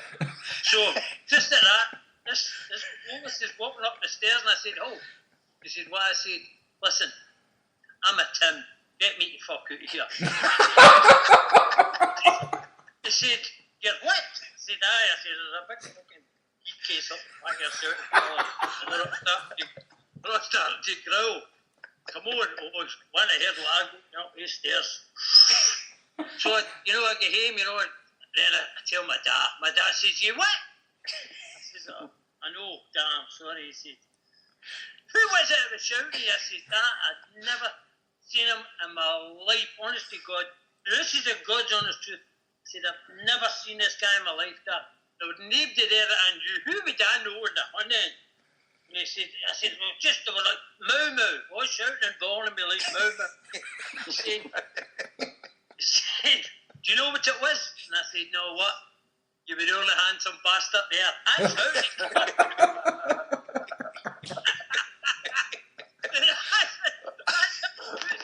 Oh man, not only grab their head, but grab their crutches and you've got a gabby leg. That's insane. And that's how they caught me. I was the handsome bastard. That's how they caught me. Oh, I can mind years ago we played at Tannadice and the Celtic end was pie in and the Celtic end was all Celt out. So I went round into the bit of hinting the goal, that shed. So I went into the corner, the big steep bit where we used to stand, the terrace, and so it was their side. So it was into the corner there. And I've looked to her and see the corner near that wee fair play stand. There was maybe about 50 Celtic fans with wedged in there, and the sort of posts were keeping them apart from the Dundee United fans. So I'm saying, right, I'll bring her there and get in there. So I didn't have a scarf on her then, so I'm sort of squeezing my way through this thing. I got to about a hint the nets, this big boy stood in front of us. Where are you going? I was like, it's my pal standing over there. He said, where are you from Dundee? I says, aye. He's like, whereabouts? I was like, Glebe Street. It's always next thing, Banjo, I'm rolling down the stairs, I'm talking about tapping me. I hadn't a clue any streets, Glebe Street. Oh man. And I eventually got myself early, taking everywhere I'd get at the time. Clumps it, yanked it and everything, but there you go. They were the days. The other thing I was wanting to go on about is at the start of the show we're saying, McCall, like these players listen to him. Like they're not listening to Lennon, but McCall's players are definitely listening to him. Aye. Because they done exactly what they were told when they playing Rangers in the cup. His players went down and done exactly what McCall told them to do when he played Sevco in the cup. I don't think for a minute he told them to lie down, but what I would say, Tom, is he definitely didn't get them fired up as much as he gets them fired up against us. He played a formation that he'd never played in his life before. Aye. No, I wouldn't put it this way. I think he wanted Motherwell to win, but I just think human nature would take over. And see, when he's in the dressing room and he's giving them the team talk when they're going out to play that mob, he's no get the venom. He's no telling them, get stuck right in there, get this, get that, because he can't bring himself to do it. But it's a different kettle of fish when they're playing us. He'll jump out their skin. It was just a shite game anyway, so it was anyway. But I agreed with Paul, what he says earlier on about the boy Rodney. By the way, he's going to be a star, that boy. The Rogic. Aye. Going to be a star. Aye, definitely. He reminds me of Stan Petrov, that guy. Tom, see where we've got you on. It's not too far away from Vegas now. I don't know if you want to come on closer at the time or if you want to give us a wee rundown now. I could come on closer then because I've not got everything tied up yet. Okay. But most of it is done actually when I come up here. I've got to phone the hotel. But most of the stuff is done. The whole hotel has changed changed hands. I'm fighting with them constantly. They've changed hands, changed management, changed everything. But everything seems to be going. We've got Des McLean. I'm sure that the people in Scotland know Des McLean. Oh, the comedian. Aye, we've got him coming at Cabaret Night. Aye, I would like to have got Rod Stewart, but he's travelling in Europe the time that we are doing the convention. And Celtic won't send anybody. No. They'll not send anybody to there. They're scared in case the boys get into some songs and do some silly things, and plus the fact the law will not come, because every time a CEO or what do you call him? What's his job? Who? Chief Executive. Whatever he is. He's no chief executive, is he? Tom, but just see what a minute there though. See what you're saying about Celtic will not send anybody. They only had to look at the last one, and Niall McGinn was there, and he represented the club brilliantly. He came off his own back and all that. So I mean, absolutely amazing. There was nothing untoward came out of that. So I mean, the club should be looking at that and saying, "Oh, look, send a couple of players." Well, we asked them if they would bring the League Cup or bring the Championship Cup with them, and they said they asked us. One of the things he says, I'd need to pay for the 2 security guys to bring it. I remember that. So I told him to shove up his ass. Barry Old's coming, he could bring it. Aye. One of the players is George McCluskey's coming. He's one of the youth teams as a coach. He could bring it. Mm-hmm. There's all kinds of guys that could bring it. So, but that's fine. Every time one of the guys that's in Lawl's position is game, he got his book today, went back, so he says it's a poison chalice.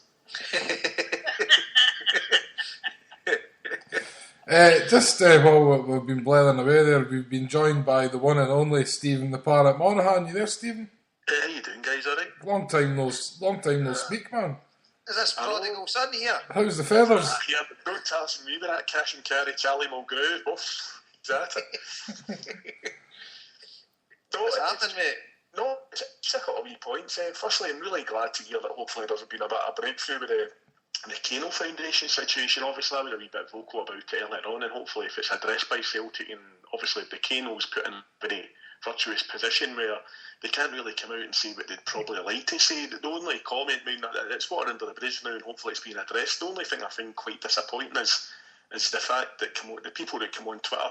Now, I'd like to think an organisation like the Kano's been going long enough to be seen as a trustworthy charity, and people have had no problems whatsoever with it, giving money to it, and everybody's delighted with the product that's produced, because we see young kids going to see the football and they're doing something voluntarily that maybe, if you're being a bit arsey about it, maybe the club should be doing more about.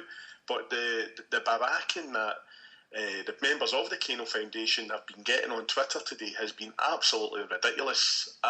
We all support 11 guys who kick up football for Glasgow Celtic. The people who represent the club working for the organisation, they're not the Pope, they're not the Vatican, they're not the Catholic Church, and they're not Opus Dei. They're paid by us, and the fact that people's willing to take dubious characters, I'll put alleged dubious characters who work in that building up against upstanding people who laid on an event Saturday night is quite disappointing. But that's it. My main point is I don't offend you guys much. It certainly does me. It's where I sit up the Parrots perch above Glorious Green Brigade and that. There's rumours going about. There's 30 members of the Govan Emerald. Lads I know myself of the Sons of Donegal. I know me and Paul Larkin's been texting about it, about the people's season tickets being moved this season. If he's want to address that sort of thing. Well, I'm going to tell you now, I actually got a tweet earlier I've been waiting to bring up for a guy on Twitter called Poor Jojo, and he says, great show, could you guys find out the reason for getting season tickets moved? He asked the ticket office and he was told it was not up for debate. He's had the season tickets on day one. He says, thanks, what is sad, he had to pay adult prices for 5 kids last season. Himself's a lot of money with family, etc, etc. So that's something that's obviously happened to quite a few people. They're getting their season tickets moved and they're not being given any explanation why. I think from what I've been told, there's the section 115, 116 is a new family section. The disabled supporters have all been moved to the corner, as we would know the North Stand, Old Jungle and the Celtic end. But primarily what's going to affect me is, although I congratulate the club and offer me £100 off in my season ticket, I've got a restricted view seat, so I'll probably get the cheapest seat in the stadium, so I'm not on barracking that. The problem I've got is that I'm basically looking at the old Rangers end, as I call it. At the upper tier of it, the top tier, they're going to try and get all the supporters together, which is a great idea, but it then means me and the nine or 10 lads who, the 13 of them put in for tickets for the cup final, they were all at the semi and one of them's been given a ticket. We are now looking at next season, looking to the left of us, and there's not going to be anything until we get to the way end. I see. I actually don't know the ins and outs of this, Stephen, because I've not really followed it much on Twitter. But I'm in the North Upper, our 402, and as far as I know, I've not anything in. So I take it mine's is or I sit quite near the front of the top tier. So, and it's busy enough where I sit. So I'm not really. I don't know anything about it, mate. So I don't know the ins and outs. One thing I would say about the allocation of cup final tickets, they must have changed the criteria. Because I think previously, see if you went to the semi-final and you had a season ticket, I think you got one. But that's not the case now, so I don't know if you have to be on the away registration or I'd like Celtic to maybe come out and clarify what the criteria was. I totally agree with you. Get a ticket for the semi for the final. I think if you go to the semi, you should automatically get a ticket for the final. You should be obviously good. You go. But I mean, obviously you can't suit everybody. We've got more than 21,000 season ticket holders, so everybody isn't going to be happy. But I don't know why what the criteria was or why it was changed for seasons before. But I wouldn't mind them coming out and saying what the criteria was, just so that everybody knows. Totally agree. Right. I wonder if they're moving the seats because of with them low. I'm just thinking, like, because I've heard this, if the wondering when they're moving people's seats, if it's because they're cutting some kind of deal for the a parent and child thing to get married them in together. Could that come into the equation? I think it could, Tam. Aye. And to be honest with you... Oh, sorry, Paul, on you go. I was going to say, I think that's the official reason that's been given is that I think they're going to create a new family section in the Lisbon Lions Upper. And that people that are in the Lisbon Lions Upper are getting moved elsewhere, basically. See the thing about family sections. I mean, I take my kids, but I just sit in a normal. But you can get a kid's season ticket anywhere in the stadium. You know, I mean, I know a family section. You're sitting with other families, so maybe that's the attraction. I think that's exactly what it's used to. But years ago, the family section was because there was no smoking in there and stuff like that. I mean, there's no smoking anywhere now. Like, do you know what I mean? That was the only real big difference I could remember. Like years ago, there was a no smoking area, obviously. Can I add something really controversial and ask you, I've Paul or Jason yourselves, section 122? So you broke up a wee bit there, Stephen. Can you say that again? What have you heard of this section 122? Nothing. I seen it. Right, so this was a second area. The onesie wearers, as I'll be politely called. Right, and by the way, see, MD's want to create an atmosphere at Celtic Park. I'm behind them. So if 122 want to start singing and they can sing, the Green Brigade can sing brilliant.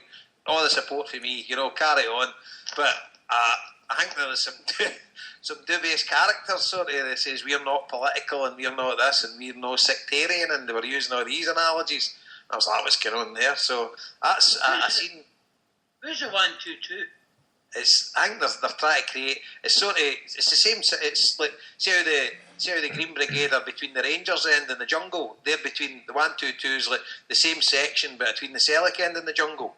So it's another singing area, I think. But I think they're wanting to make it non-political and non-just. But at the end of the day, see if it's guys singing Celtic songs and that. Carry on. The only thing that disturbed me, Jason, was I seen a piece of literature from their website saying in their initial statement starting up is we're not here to smash the Green Brigade. So if anybody usually puts that in a statement like Tony Blair did talking about invading Iraq, we're here today is a turn, you know what happened there, sort of thing. So if you mention an organisation you don't want to, if you don't want to involve yourself in an organisation, why mention them in your opening line? But that's just my line. But can I just say to Tam, if he's still on the line, is your nephew a lad called Mark Beaton? Aye. I was off through school with Mark, saying my regards, Mr. Monaghan, he'll know me well. Aye, Mark, comes down, he stays just up the road for me. He's seen the light and left Castlemilk, went to Canada, what can I say? Send my regards, tell him I'll see him soon. I will do. Actually, see when you say that 122, that was the name of my Cubs group, with the 122.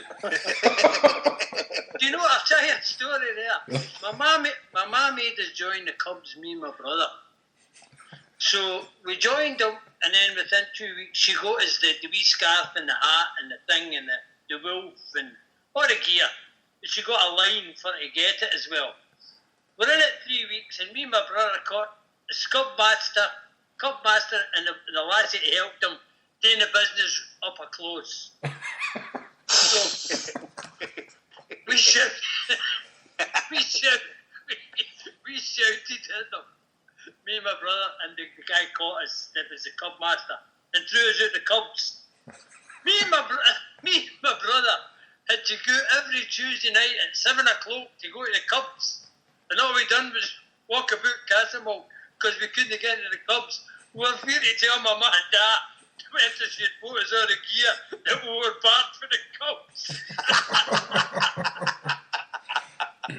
That's what it was.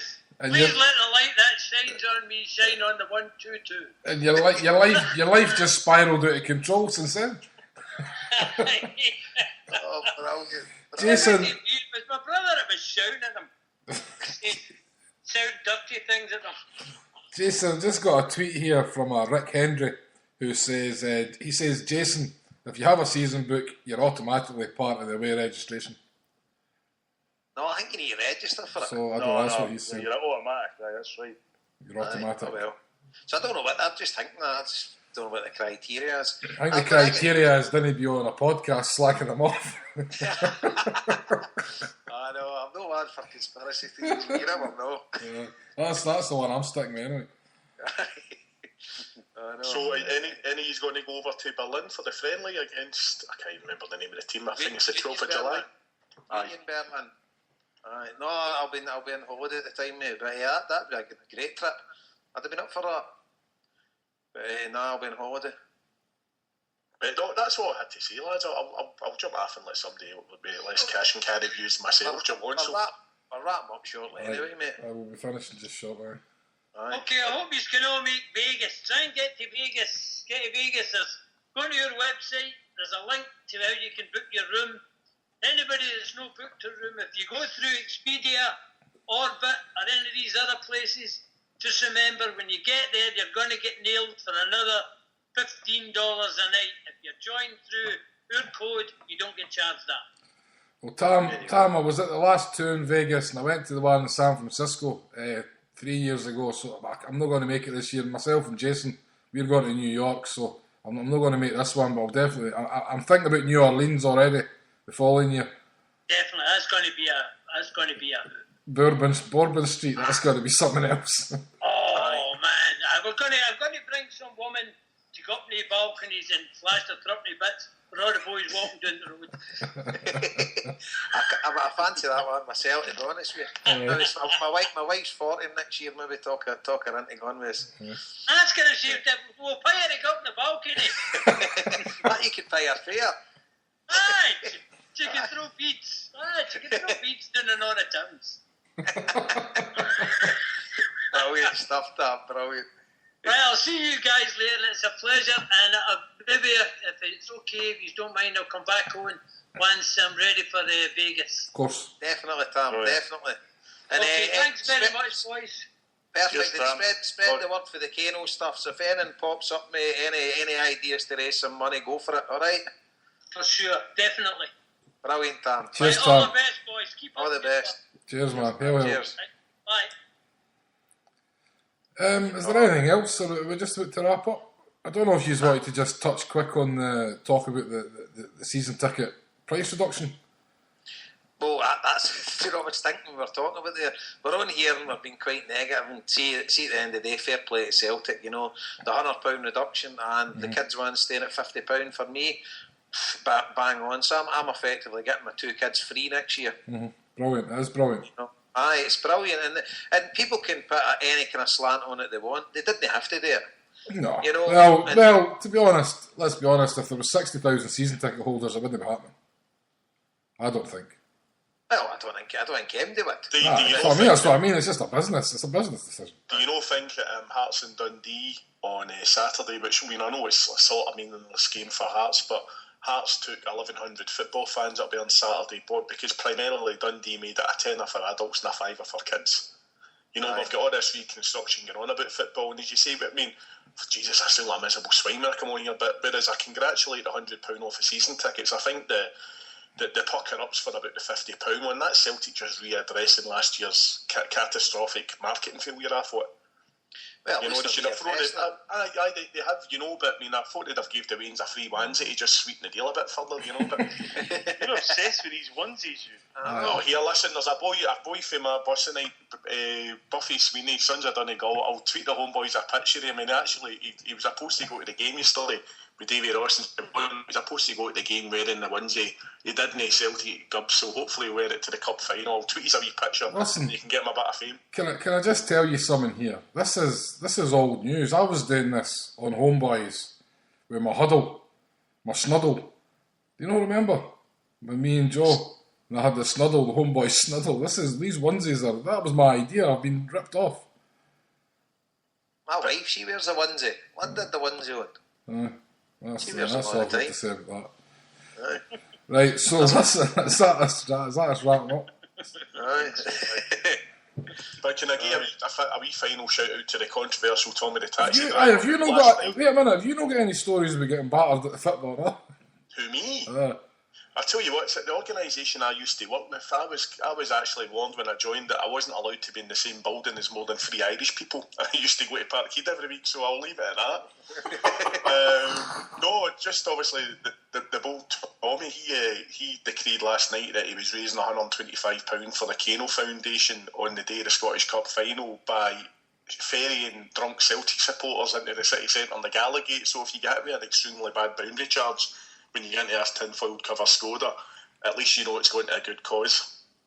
There you go. Yeah, just before we go, I've got a tweet here from Gedboy Fitzgerald, and he says there's no discount for current adult child package holders. There's no. What? I'm getting £100 off my season ticket. He says here no discount for current adult child package holders. So is that I've got an adult ticket and I've got my 2 child ones. Is that a package like a parent and child thing? No, I think they're just 3 separate tickets. I think this is kind of what he's talking about, a parent and child ticket. Jeb had said to me last week, because obviously I had a restricted view, and fair play to Celtic, I tweeted them right away, the ticket office, and I said, listen, I'm a restricted seat, I'm $460 a season, do I go down to $360? And they went, yeah, of course, #BeCeltic. And then Jeb highlighted the fact that he's got a combined parent and child ticket, and he said, I pay this amount, and they went, yeah, you're not getting anything off. You don't qualify. See, I've not got a combined parent and child ticket. My kids have got separate codes. So wait a minute. Well, it'd be better just cancelling them and reapplying and getting tickets, wouldn't it? It's not like there's a waiting list. You don't know if Bangura's back next season, they'll be queuing up around that corner. Stephen, do you know where Jeb sits in the ground by any chance? I think. Do you know what? Actually, funny thing, he sits around 1, 2, 3, which isn't far for you, Paulie. Just at the corner of you're leaving the main stand, getting into the old Celtic where I used to stand. He's in that area, I believe. Because I think an adult child package at the minute is about 500 and odd quid. All right, so I've just had a text here now saying there isn't a discount for me. So maybe I don't get a discount. Well, there's a discount for you if you've just got a single adult ticket. And the kids, I've got 2 kids ones, but they'll be attached to mine, won't they? So I don't know. Well, if that was the case, you would just cancel those season tickets, and maybe you'd have to move your seat or whatever, but it'd be worth it to save the money. Aye, I don't know. Yeah. You'll have to look into that, aye. I'll need a look into it. So anyway, see, before we go, the Kano, the sort code and account number again for everybody. If you want to set up it's a grand old team to see. It's the sort code is 301301 and the account number 00989961. So as for them that's want to set up, and what to do is if you set it up, put in a reference or whatever details so they've got the Kano Foundation, they've got your name, and send them an email or a tweet or whatever for your name and address or whatever. And, do you have the email address there for the Kano Foundation? I'm not really too sure. The email address, give me a sec. Listen, but as I say, if anybody's listening back to this, we've all got all these details up on the hailhailmedia.com in the next day. Am I right in saying, Jason, that you're doing the white rafting with the Kano, Aye. Mate, it put me in for a tenner. Seeing you in the water, mate, I spent too many years in waters to see Fanny boys splashing about. You're good for a tenner, mate. They'll get a private jet ready to take you to Laird's after that experience. I've just had a text here now, and it says if an adult ticket is responsible for kids' tickets, then the discount is already applied. Well, Jed's just tweeted again here saying he's 123. His combined price £420 without club 12 games. Adult price £511. Told already, discounted, no further pounds off. Oh, well, see, mine's isn't it? My tickets. My ticket at the minute is like, I don't know, 480, 490 or something like that. And then the kids are 50 each, so I'm 580, 585 or something, or 575 with the two. So how am I getting a discount? I don't know. It seems to be a complicated thing. I don't know. But he's saying here he's already been confirmed for the club, so that's weird. I don't understand how anybody... If it's a discount, it should be a discount across the board. I don't understand that at all. Because the guy sitting along for me, I pay the exact same as him for my season ticket, and I just pay £250 each for my kids, and they're both under 13. So how am I getting a discount? Probably because that means that you're probably paying about 600 and something a year. Might be. I don't know. Whatever it is. And he's paying. What did he say? 420 plus if he wants to get the club. So what they're saying is he's already had the discount because you're paying 600 and odd, he's paying 400 and odd. Right. Not that I'm saying I agree with it, because I see what happened. Everybody should get. That's why I think it should have been a percentage, not a figure. So the thing is, but am I getting a discount now? You will be because you've got an adult season ticket. He's got an adult and child package. So you're paying full price for your free season tickets. He's got a discount. But I've just had a text that's saying if the adult is responsible for kids' tickets, then the discount is already applied. But I had my season ticket before I got the kids' ones. I just get them added. Exactly. So you're not responsible for it. Oh, right. Because you never bought it as a package initially. Nah, I don't think so. No, I'm sure I didn't. I'm sure I just had it myself. You'll have to double check that anyway. You have to look into it. Aye. Because I moved my seat, but I've had a season ticket for years, so I didn't have. I don't know. Right, listen, it's 9:30. I've got to get to my bed. Nobody's interested in my season ticket was. You're loaded anyway. I know. They're cold. Hey, listen, you have to. I'm going to indulge myself tonight with a wee song to play it with. Okay. If any of the Roy Milne I had my Roy Milne posse T-shirt on the day, which was my supporters club back in Alloa. The Roy Milne posse, and the motto of the club is "Justified and Ancient," which comes from the KLF song. So, because it was one of these mad Venga buses, there was never any rebel song, it was just all mad tunes, and that song would go on every tape. And anytime the KLF came on, the whole bus would go bonkers. So I'm going to play it tonight with "Justified and Ancient." The KLF. Wee bit 1991 coming at you. There you go. Can I just say, obviously, Paul. All you ever say is, can I just say? You regret answering the phone. The boys who faithfully who gave us the 20 quid for the Celtic Trust T-shirt, the Team Scheme one. Thank you very much. I know they'll be listening in. I says I'd give them a wee shout out when I eventually get back in the airwaves. Right, cool. And there was a picture, Davey, of your supporters club with Matt McGlone wearing Erwin Rommel Desert Storm trousers the day with a Celtic blazer. Have you seen that? If not, I'll tweet it to you. No, tweet it to me, man. There's a couple of your boys, some cash and carry check shirts going there too. If you can tell it's out the sticks, I tell you. I'm just going to tell you something as well. A lot of people don't know about the Roy Milne supporters club. Roy Milne was a player who played with Celtic, I think he was in the 50s or something, and he eventually moved to America, and he actually started up with LA Celtic supporters club, so they're kind of twinned with Alloa. LA and Alloa twin. There you go. Aye. There you go. Similar letters. Aye, that's about where it ends. Right. That's enough before the parrot says one more thing. Right. Oh, Christ, Good night, God bless. Paul, Goodness, you stay on. I want to talk to you. Aye. Right. So cheers, Night, guys. boys. Here's a wee bit Hell, hell. KLF. Cheers. Hell.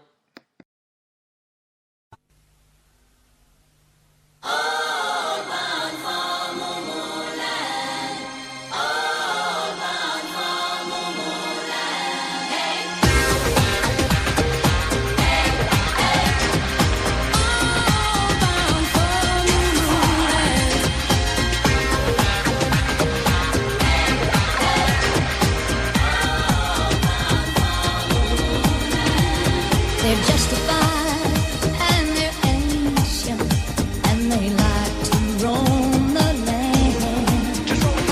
They're justified and they're ancient. I hope you understand. They called me up in Tennessee. They said, Tammy, stand by the jam. But if you don't like what they're going to do, better not stop them 'cause they're coming through. All bound for Moonland.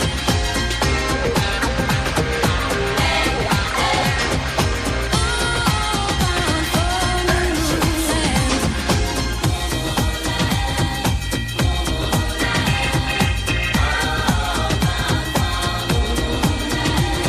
They're justified and they're ancient and they drive an ice cream van.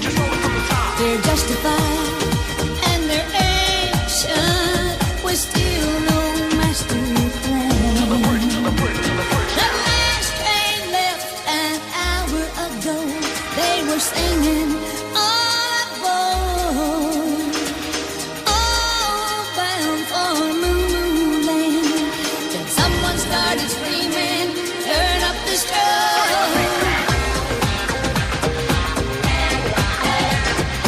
All bound for Moonland.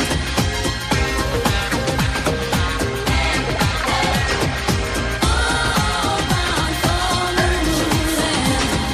Justified and ancient and justified. Rocket took the rhythm and the ice cream down with the plan and the key to enter Moon. Files from the tribes of the jam.